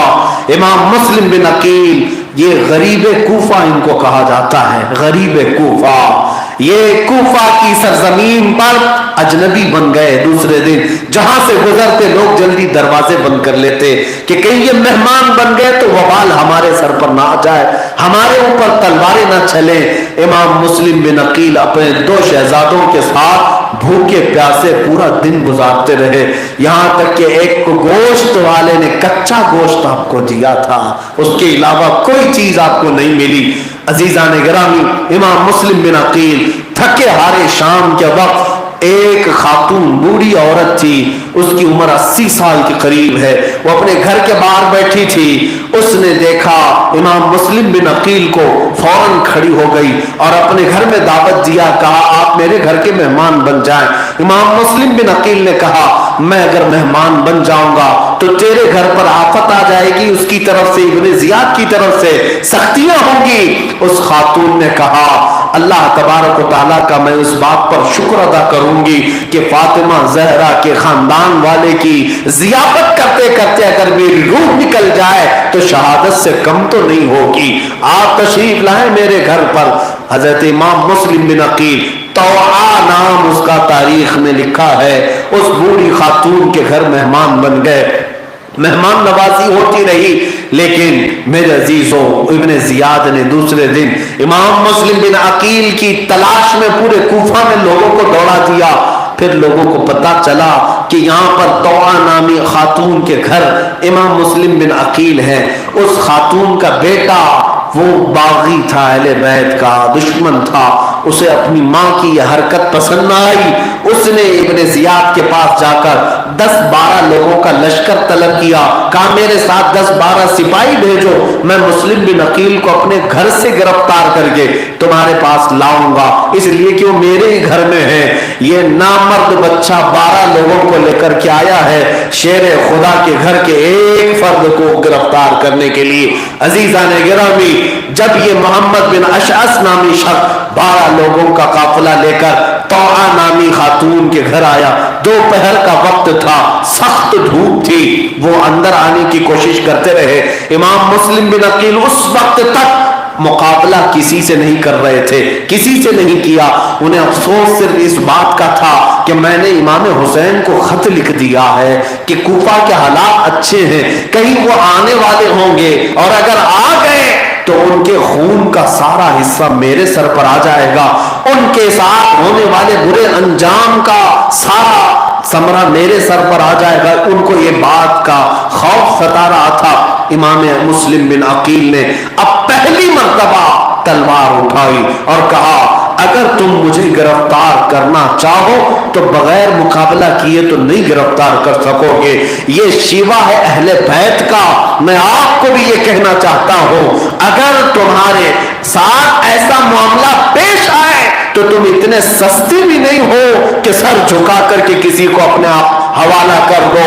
نہیں میرے عزیز و محمد عربی کے غلام ہو, گرفتار بھی ہوں گے تو کوہرام مچا کے گرفتار ہو انشاءاللہ العزیز. ہم نے تو مچا ہی دیا ہے, اب گرفتار کر لیں, کوئی فرق نہیں پڑتا.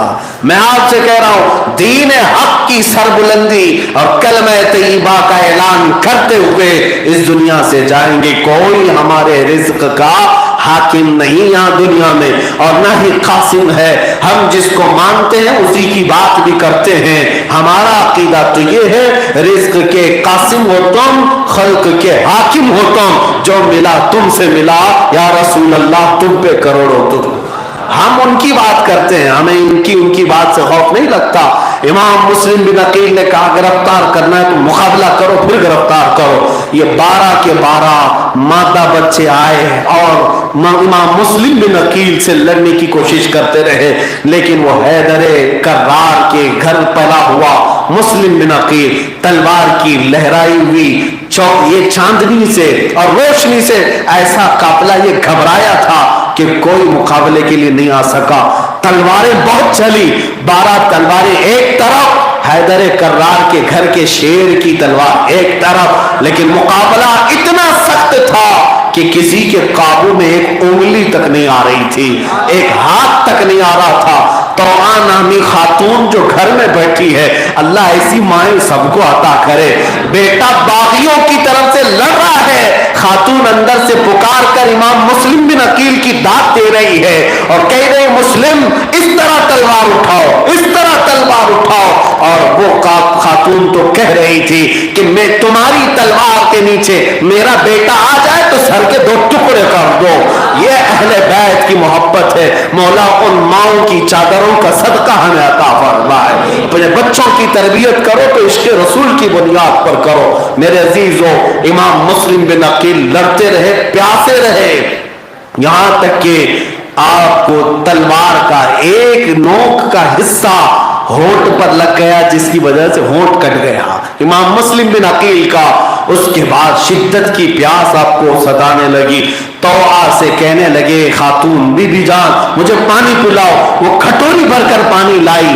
جیسے ہی آپ پانی پینا چاہتے خون اس میں گرتا تھا, آپ پانی پھینک دیتے, خون کا قطرہ جس میں گرا وہ ناپاک ہو جائے گا. دوسری کھٹوری لائی گئی, کٹے ہوئے ہونٹ کا خون کا قطرہ پھر سے پانی میں گرا, آپ نے پھینک دیا. تیسری بار لایا گیا, پانی میں پھر سے خون گر جاتا تھا. اب مجھے بتاؤ تو صحیح, ہونٹ کٹا ہے, بھلا پانی میں قطرہ نہ گرے گا تو پھر کہاں گرے گا؟ وہ تو قطرہ گرنا ہی تھا. پانی پھر بھی آپ پینا پسند نہیں کرتے. عزیزان گرامی, شریعت نے تو چھوٹ دی ہے, ایسا وقت آ جائے جب تمہارے تمہارے نزع کا وقت ہو یا موت قریب لگنے لگے، تمہیں اگر ناپاک پانی ملتا ہے تو پی کر جان بچا لو۔ شریعت نے چھوٹ دی ہے، لیکن یہ اہل بیت کا گھرانہ ہے۔ چھوٹ اپنی جگہ پر، مصطفیٰ کی شریعت اپنی جگہ پر، تقویٰ اپنی جگہ پر۔ خون سے آلودہ پانی جس مسلم بن عقیل نے نہیں پیا موت کے قریب، میں آج نوجوانوں سے کہوں گا، اگر تمہارے ہونٹ شراب سے لگتے ہیں، اگر تمہارے ہونٹ بیئر باروں کے چکر کاٹتے ہیں، اگر تمہارے ہونٹوں پر نشہ آتا ہے، تو کل قیامت کے دن تمہیں بھی مسلم بن عقیل کا سامنا کرنا ہے اور جواب دینا ہے۔ اے نوجوانوں، دنیا کی یہ شراب تمہارے لیے نہیں ہے، مولا نے تمہارے لیے جنت کی شرابن طہورا بنایا ہے۔ وہ شراب ہے جس میں نشہ نہیں ہے، جس میں مدہوشی نہیں ہے، بلکہ اس شراب کی محبت کا عالم یہ ہے، جتنی پیو گے اتنے مقامات بلند ہوتے چلے جائیں گے۔ اس شراب کے لیے دنیاوی شرابوں کو ٹھوکر مارو۔ مسلم بن عقیل کے ساتھ جب یہ معاملات ہونے لگے، اخیر میں ظالموں نے پینترا بدلا، داؤ چلا۔ جو حاجمین تمام حربوں کے طریقوں کو اپناتے ہیں، ظالم اور باطل جماعتیں، کہا مسلم ہم تمہارے سے صلح کریں گے، جنگ نہیں کریں گے، صلح کریں گے۔ صلح میں بہت سارے بھید چھپے ہوتے ہیں، صلح کریں گے۔ بات یہ ہے کہ تم بھی تلوار رکھو گے، ہم بھی تلوار رکھیں گے۔ بات اتنی ہے کہ چلیں گے ابن زیاد کے پاس، ہم تمہاری جان کی امان دیتے ہیں، تمہیں مارا نہیں جائے گا، قتل نہیں کیا جائے گا، بات کرنا ہے تمہارے ساتھ۔ مسلم بن عقیل سے کہا گیا ابن زیاد سے تم بات چیت کر لو، بات چیت میں اتفاق ہو جائے، تمہیں جہاں جانا ہے چلے جاؤ۔ امام مسلم بن عقیل نے صلح کے اس راستے کو پسند فرمایا۔ اس کے بعد پھر آپ نے تلوار چھوڑ دی۔ یہ 12 لوگ دکھانے کے لیے تلوار چھوڑتے، امام مسلم بن عقیل جیسی ان کے پاس آئے، سبوں نے پکڑا اور اپنی گاڑی میں جو اس وقت گھوڑے کی تھی بٹھایا اور پیچھے کی طرف ہاتھ اور پیر باندھنا شروع کیا۔ امام مسلم بن عقیل نے کہا یہ پہلا دھوکہ ہے تمہاری طرف سے، یہاں سے تم نے غداریاں شروع کی۔ ہاتھ باندھا اور سیدھے گورنر ہاؤس پر لے آئے۔ امام مسلم بن عقیل جب گورنر ہاؤس پر آئے، ابن زیاد نے دیکھتے ہی گالیاں شروع کر دی، نعوذ باللہ، اہل بیت کو گالیاں دی، امام مسلم بن عقیل کی توہین کیا اور کہا جھوٹوں کے بیٹے جھوٹے یہاں پر آ گئے، نعوذ باللہ۔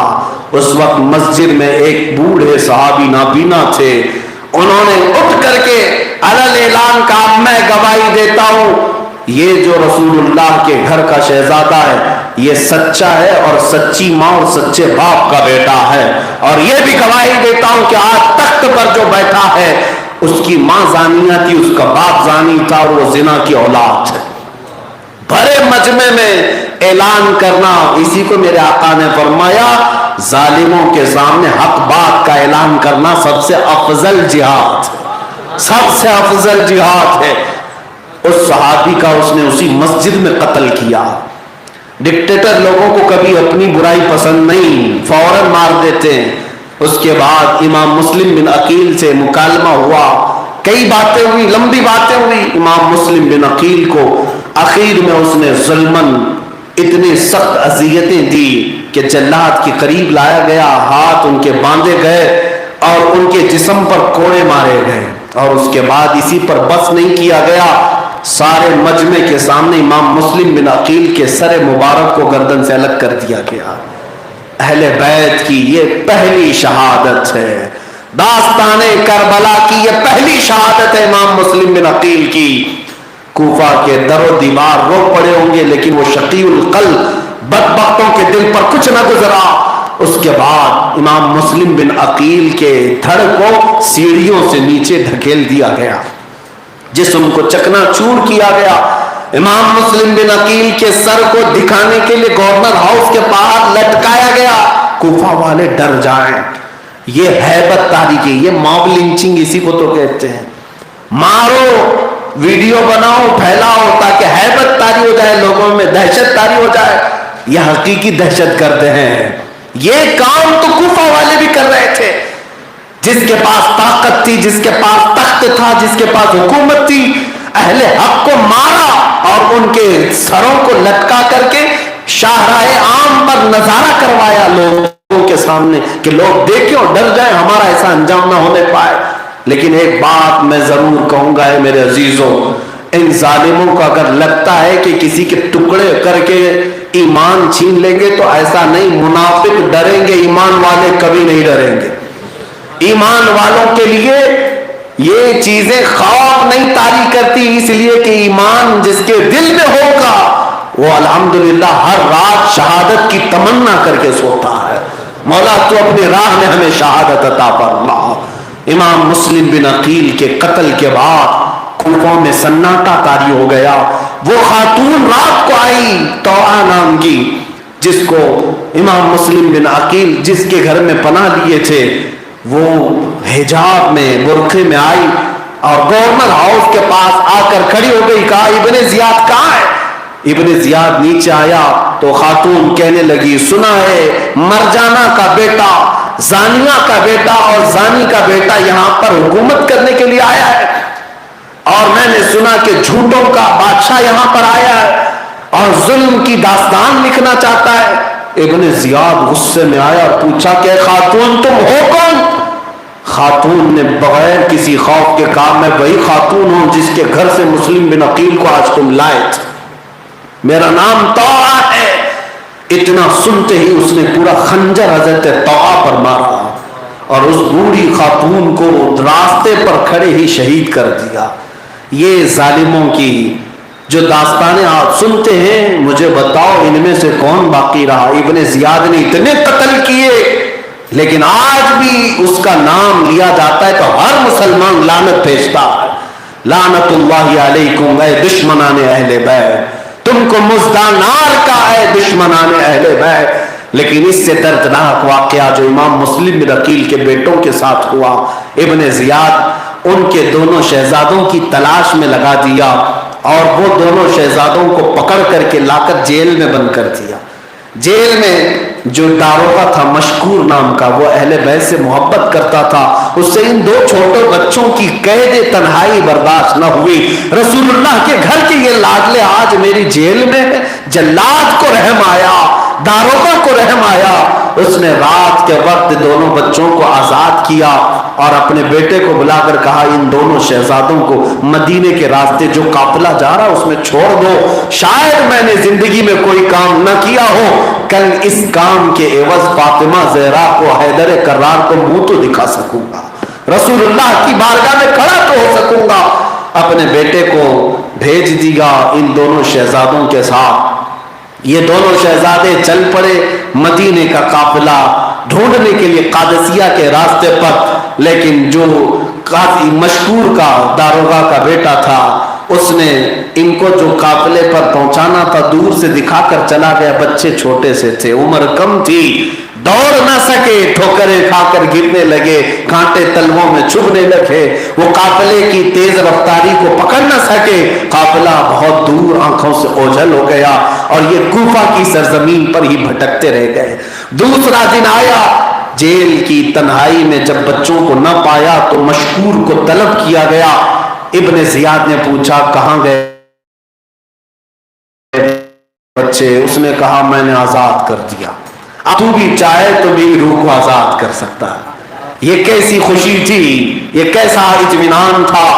ابن زیاد کو اتنا غصہ آیا کہ مشکور کو اس نے قتل کیا، لیکن میں نے داستانوں میں پڑھا کہ وہ مشکور پہلا شخص تھا جس کی شہادت کے بعد، سر کٹنے کے بعد بھی چہرے مبارک پر سے ہنسی کے لب کھلے ہوئے تھے، مسکراہٹ میں دنیا سے گیا تھا، اس لیے کہ اپنے کام پر اطمینان جسے ہے دنیا سے جانے کا ڈر بھی اسے نہیں ہوگا۔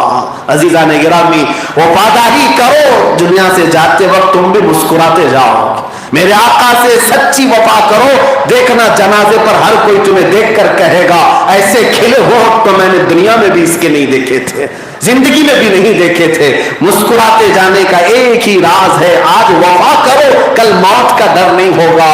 اس لیے کہ ہم تو یہ کہتے ہیں قبر میں جانے کے وقت ڈر اسے ہونا چاہیے جسے کوڑے کھانے کا خوف ہو، یہاں چوری چماری کر کے، لوٹ مار کر کے، گستاخیاں کر کے جا رہا ہو، ڈر تو ہوگا ہی کہ جہنم کے دروازے نہ کھلیں، لیکن سچی وفا میرے آقا سے کیا ہوگا تو اس شان سے جائے گا، اب تو پائے ناز سے فرشتے کیوں اٹھوں۔ ہاں، قبر میں جا کر کے فرشتے مجھ کو قبر میں اٹھائیں تو پھر میں ان سے یوں کہوں اب تو پائے ناز سے اے فرشتوں کیوں اٹھو، مر کے پہنچا ہوں یہاں اس دل ربا کے واسطے۔ نبی کے لیے جو جا رہا ہے مرا ہے وہ خوف سے نہیں جائے گا، غم سے نہیں جائے گا، وہ مشکور کا صدقہ اللہ ہمیں عطا فرمائے۔ وفا کیا ہو تو مسکراتے ہوئے جائیں گے۔ عزیزان گرامی، یہ بچے بھٹکتے رہے لیکن صبح کے وقت ایک خاتون کا ان پر گزر ہوا، اس خاتون نے دونوں بچوں کو اپنے ساتھ لے لیا، اپنے گھر لے گئی۔ اس کی ملکہ محب اہل بیت تھی، سیدہ کائنات فاطمہ الزہرا سے محبت کرنے والی، اپنے گھر میں رکھی۔ لیکن اتفاق ایسا کہ اس خاتون کا جو شوہر تھا حارث نام کا، وہ ظالم تھا، بدبخت تھا، لالچی تھا، دن بھر ان شہزادوں کو ڈھونڈ رہا تھا، اس لیے کہ عبید اللہ بن زیاد نے کہا تھا دونوں بچوں کو جو ڈھونڈ لائے گا اسے 100 اونٹ دیے جائیں گے۔ سرخ اونٹوں کی لالچ دی گئی تھی، اس لالچ میں وہ در در کی ٹھوکریں کھا رہا تھا، لیکن یہ شہزادے اسی کے گھر میں آرام کر رہے تھے۔ خاتون وفادار اہل بیت ہے اور شوہر نمرود اور فرعون کے نقش قدم پر چل رہا ہے۔ ایسے بہت سارے گھروں میں اتفاق ہوتا رہا ہے۔ اس خاتون نے بچوں کی بہت اچھی نگرانی کی، اچھا کھلایا، اچھا نہلایا، اچھے بستر پر سلایا۔ اب جب رات کو وہ شخص حارث آیا گھر پر، رات کو سوئے ہوئے تھے، لیکن اتفاق ایسا کہ دونوں شہزادے خواب میں دیکھتے ہیں۔ خواب میں دیکھا میرے آقا صلی اللہ علیہ وسلم کو، اللہ کے نبی کو خواب میں ان بچوں نے دیکھا۔ صحابہ بھی ہیں، صدیق اکبر، فاروق اعظم، صحابہ کی انجمن ہے، میرے آقا کھڑے ہیں اور حضرت امام مسلم بن عقیل حضور کے پاس تشریف لا رہے ہیں۔ جبہ خون میں لت پت ہے، میرے آقا اپنے باہوں کو پھیلائے امام مسلم بن عقیل کا استقبال کر رہے ہیں۔ آ جاؤ مسلم، ہم تمہارے انتظار میں ہیں، اور حضور کے ہاتھ میں پانی کی کٹوری ہے۔ میرے آقا امام مسلم بن عقیل کو پانی پلانے کے لیے کھڑے ہیں۔ یہ بچے خواب میں دیکھ رہے ہیں، لیکن ساتھ میں میرے آقا نے اتنا ہی کہا، مسلم اکیلے آ گئے، بچوں کو کس کے حوالے کرائے؟ اتنا کہتے امام مسلم بن عقیل نے کہا، آقا میرے پیچھے پیچھے آنے والے ہیں، میرے پیچھے پیچھے آنے والے اپنے باپ کو یہ بچے کئی دنوں کے بعد دیکھتے ہیں۔ سوچ سکتے ہو، تصور میں لا سکتے ہو، جس 8 سال 10 سال یا 12 سال کی عمر کے بچوں کے سامنے ان کے باپ کا سر دھڑ سے الگ کیا جائے اور گورنر ہاؤس پر لٹکایا جائے اور ہر گھر کا دروازہ ان کے لیے بند کر دیا جائے۔ یہ شام غریباں نہیں ہے تو اور کیا ہے، یہ غریبان کوفہ نہیں ہے تو اور کیا ہے۔ ایسی غریبی، ایسی اجنبیت کبھی نہیں آئی اہل بیت پر۔ ان شہزادوں کو دکھ ہوا اپنے باپ کو خواب میں دیکھ کر، اٹھ گئے، دونوں اٹھ گئے۔ دونوں نے پوچھا تم کیوں رو رہے ہو، تم کیوں رو رہے ہو؟ دونوں نے ہو بہو ایک ہی طرح کا خواب دیکھا تھا۔ خواب بتائے، وہ لپٹ کر رونے لگے۔ ان کے رونے کی آوازیں جب بلند ہوئی تو اس حارث نامی بدبخت کے کانوں میں آئی۔ اٹھ کر پوچھا ہماری تو کوئی اولاد نہیں، یہ بچے کیوں رو رہے، کون ہے، کہاں کے ہیں؟ خاتون نے کہا سو جاؤ، بغل کے پڑوس کے ہوں گے۔ لیکن اسے شک ہوا، وہ اٹھ کر آوازوں کی طرف آیا تو اپنے ہی گھر کے ایک کمرے کے اندر بستر پر 2 بچوں کو لپٹ کر روتے ہوئے دیکھا۔ وہ اندر آیا اور ان کے بالوں کو پکڑ کر کے اٹھایا اور کہا تم کون ہو؟ دونوں بچے کبھی آج تک جھوٹ نہ بولے تھے۔ کہا ہم مسلم بن عقیل کے شہزادے ہیں، ہم مسلم بن عقیل کے بیٹے ہیں۔ جیسے ہی دونوں نے یہ کہا، اس ظالم نے دونوں کے رخساروں پر تماچے مارنا شروع کیا، دونوں کے گالوں پر تماچے لگانا شروع کیا اور کہا تم میرے گھر میں پناہ لیے ہو، دن بھر میں تمہاری تلاش میں سرگرداں تھا، ٹھوکریں کھا رہا تھا، تم میرے گھر پر چھپے ہوئے ہو، آؤ اب میں تمہارا کام تمام کرتا ہوں اور پھر میں انعام لینے کے لیے ابن زیاد کے پاس دارالعمارت میں جاتا ہوں۔ بچوں نے اب جا کر محسوس کیا کہ یہ ظالم ہے، یہ بدبخت ہے۔ پہلے تو انہوں نے یہ سمجھا تھا کہ اہل بیت کا چاہنے والا گھرانہ ہے، لیکن اب انہیں اندازہ ہوا وہ بی بی، وہ خاتون جو بچوں کو لائی تھی، وہ لپٹ گئی، اپنے شوہر کے قدموں میں گر گئی۔ کہا میرے شریک حیا، میرے سردار، میں اپنی جان لٹا دوں گی، ان بچوں کو معاف کر دے، چھوڑ دے، ان کا کیا قصور ہے؟ آج تو اپنے گھر میں ان کو رکھے گا، کل زہرا سے تجھے جنت ملے گی، ان کے باپا حسن و حسین سے تجھے جنت ملے گی، رسول اللہ کے سامنے تو سرخرو ہوگا، لیکن جس کے دل پر دنیا کی لالچ گھر کر جاتی ہے اسے دین کی کوئی نصیحت کام بھی نہیں کرتی ہے. وہ اپنی بیوی کو دھکے مارتا ہوا لات مارتا ہوا الگ کر گیا, یہاں تک کہ وہ پھر لپٹ گئی, بچوں کے درمیان آ جاتی تھی. اس بات پر ظالم شوہر نے اس خاتون کو اتنا مارا تھا مکوں سے کہ اس کی ناک پھٹ گئی تھی, چہرہ خون سے زرد ہو گیا, لال ہو گیا. میرے عزیز و خاتون جب بے بس ہو گئے, ان دونوں بچوں کو وہ کھینچتا ہوا بالوں سے دریائے فرات تک لے گیا اپنی چمکتی ہوئی تلوار لے کر کے. ان بچوں کا کام تمام کرنے کا ارادہ تھا. چھوٹے سے بچے تھے, ننھے سے بچے تھے. ہمارے ہاں جس کے سینے میں ایمان ہے اتنا تو ہم مانتے ہیں, ہم جانوروں کو بھی یا جانوروں کے بچوں کے سلسلے میں بھی رحم کرنا اسلام نے ہمیں سکھایا ہے. لیکن یہ اہل بیت اطہار کی خاندان کے رسول اللہ کے شہزادوں میں سے تھے. رحم اگر نہیں آیا تو کون سی چیز نے پردہ ڈالا تھا؟ یہ دنیا کی ہوس تھی, یہ دنیا کی لالچ تھی, یہ دنیا کے تخت و تاج کی ہوس ہرس تھی. اس لیے میں کہتا ہوں میرے عزیزوں, دولت ہزاروں کو اندھا کر دیتی ہے, ماں کی تصویر دھندلا کر دیتی ہے, باپ کی تصویر دھندلا کر دیتی ہے. ان پیسوں کے چکروں میں ہم نے دیکھا ہے باپ بیٹے کا قتل کرتا ہے, بیٹا باپ کا قتل کر دیتا ہے. ماں کے سر پر تلوار رکھنے والے جوانوں کو بھی دیکھا فقط دنیا کے لیے, فقط دنیا کے لیے. اسی لیے اعلیٰ حضرت نے فرمایا تھا یہ دنیا ہی وہی ہے, شہد دکھائے زہر پلائے, قاتل ڈائن شوہر کچھ, اس مردار پہ کیا للچائے. دنیا دیکھی بھاگی ہے. اس حارث بدبخت کو بھی جس نے بدبخت بنایا تھا وہ دنیا کی ہوس تھی. دریائے فرات کے پاس لے گیا, دونوں بچے سہم گئے, چھوٹا اور بڑا. بڑے کا نام محمد, چھوٹے کا نام ابراہیم. دونوں آپس میں بہت قریبی دوست بھی تھے, سگے بھائی بھی تھے, ایک ساتھ پلے, ایک ساتھ کھیلے, باپ کی شفقت میں ہمیشہ رہے. آج جدائی کا وقت تھا تو دونوں لپٹ کر رونے لگے.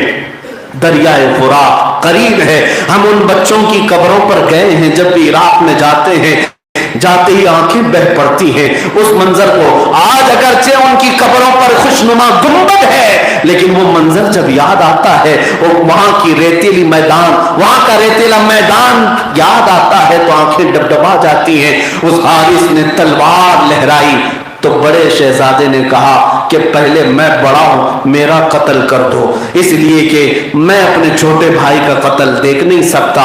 چھوٹے نے کہا نہیں حارث ایسا نہیں کرنا ہرگز, یہ غلط کہہ رہے ہیں, چھوٹے سے شروع کرو بڑے کو بعد میں, اس لیے کہ میرے سامنے میں اپنے بھائی کا قتل نہیں دیکھ سکتا.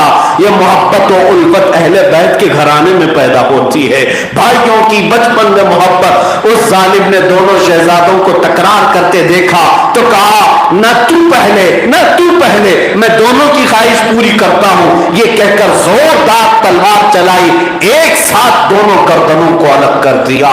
فاطمہ کے لاڈلے کا آخری دیدار ہے, حشر کا ہنگامہ برپا ہے, درمیان اہل بیت رسول اللہ کے شہزادوں کو اس طرح سے خون آلود کر دیا گیا. دونوں سر ریت میں آ کر گر پڑے, جسم الگ سر الگ. لیکن قرآن پھر بھی کہتا ہے لا تقولوا لمن يقتل في سبيل الله اموات. میں نے تقریر اسی آیت سے شروع کی تھی, اسی پر ختم کرتا ہوں. اے لوگوں, اللہ کی راہ میں جو مارے جائیں انہیں مردہ مت کہو بلکہ وہ زندہ ہے, تمہیں اس کا شعور نہیں. شہید مرتے نہیں ہیں میرے عزیزوں, وہ ہمیشہ کے لیے زندہ ہیں.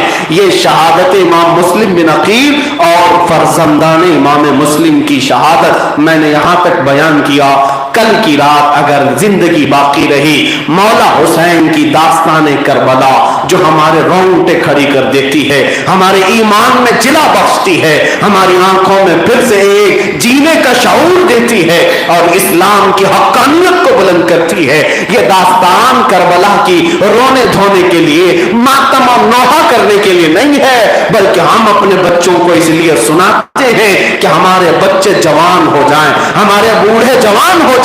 مولا حسین کو سننے کے بعد پھر ہمارے اندر تازگی پیدا ہو جائے اور ایک ایمانی جذبہ پیدا ہو جائے. انشاءاللہ کل وقت باقی رہا, زندگی سلامت رہی تو مولا حسین کی بارگاہ میں خراج عقیدت پیش کریں گے. اس شعر کے ساتھ میں اپنی گفتگو کو ختم کرتا حسین اصل میں مرگ یزید ہے، اسلام زندہ ہوتا ہے ہر کربلا کے بعد، اسلام زندہ ہوتا ہے ہر کربلا کے بعد۔ وآخر دعوانا الحمدللہ رب العالمین۔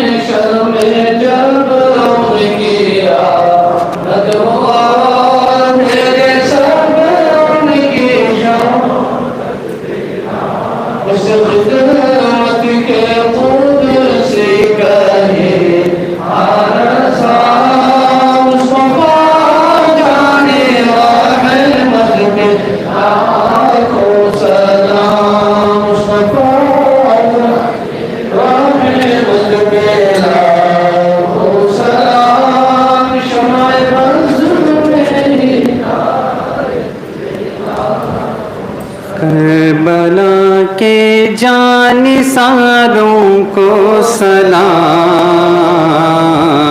فاطمہ زہرا کے پیاروں کو سلام، کربلا کے جانثاروں کو سلام، فاطمہ زہرا کے پیاروں کو سلام، کربلا تیری بہاروں کو سلام، کربلا تیری بہاروں کو سلام، جانثاری کے نظاروں کو سلام،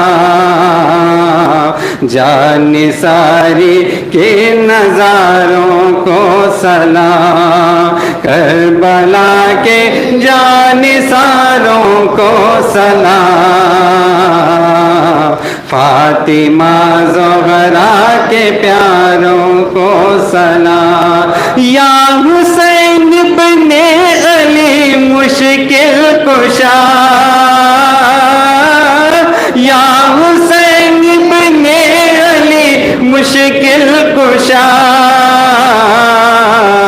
آپ کے سب جانثاروں کو سلام، آپ کے سب جانثاروں کو سلام، کربلا کے جانثاروں کو سلام، فاطمہ زہرا کے پیاروں کو سلام، جس کسی نے کربلا میں جان دی، جس کسی نے کربلا میں جان دی، ان سبھی ایمانداروں کو سلام، ان سبھی ایمانداروں کو سلام، کربلا کے جانثاروں کو سلام، فاطمہ زہرا کے پیاروں کو سلام۔ السلام علیکم یا رسول اللہ وعلی آلہ وصحبہ یا خیر خلق اللہ صلی اللہ علیہ وسلم۔ يا رسول الله قل لنا، يا حبيب الله اسمع قالنا، إننا في العظام مرقون، خذ أيدينا خذ أيدينا خذ أيدينا سهل لنا إشكالنا. يا رب بالمصطفى بلغ مقاصدنا واغفر لنا ما مضى يا واسع الكرم. إن الله وملائكته يصلون على النبي يا أيها الذين آمنوا صلوا عليه وسلموا تسليما. اللهم صل على سيدنا ومولانا محمد معدن الجود والكرم وآله وأصحابه الكرام وابنه الكريم وبارك وسلم. دعواهم وتحيتهم فيها سلام وآخر دعواهم أن الحمد لله رب العالمين. جب دمے واپسی ہو یا اللہ، جب دمے واپسی ہو یا اللہ، لب پہ جاری ہو بس لا الہ الا اللہ.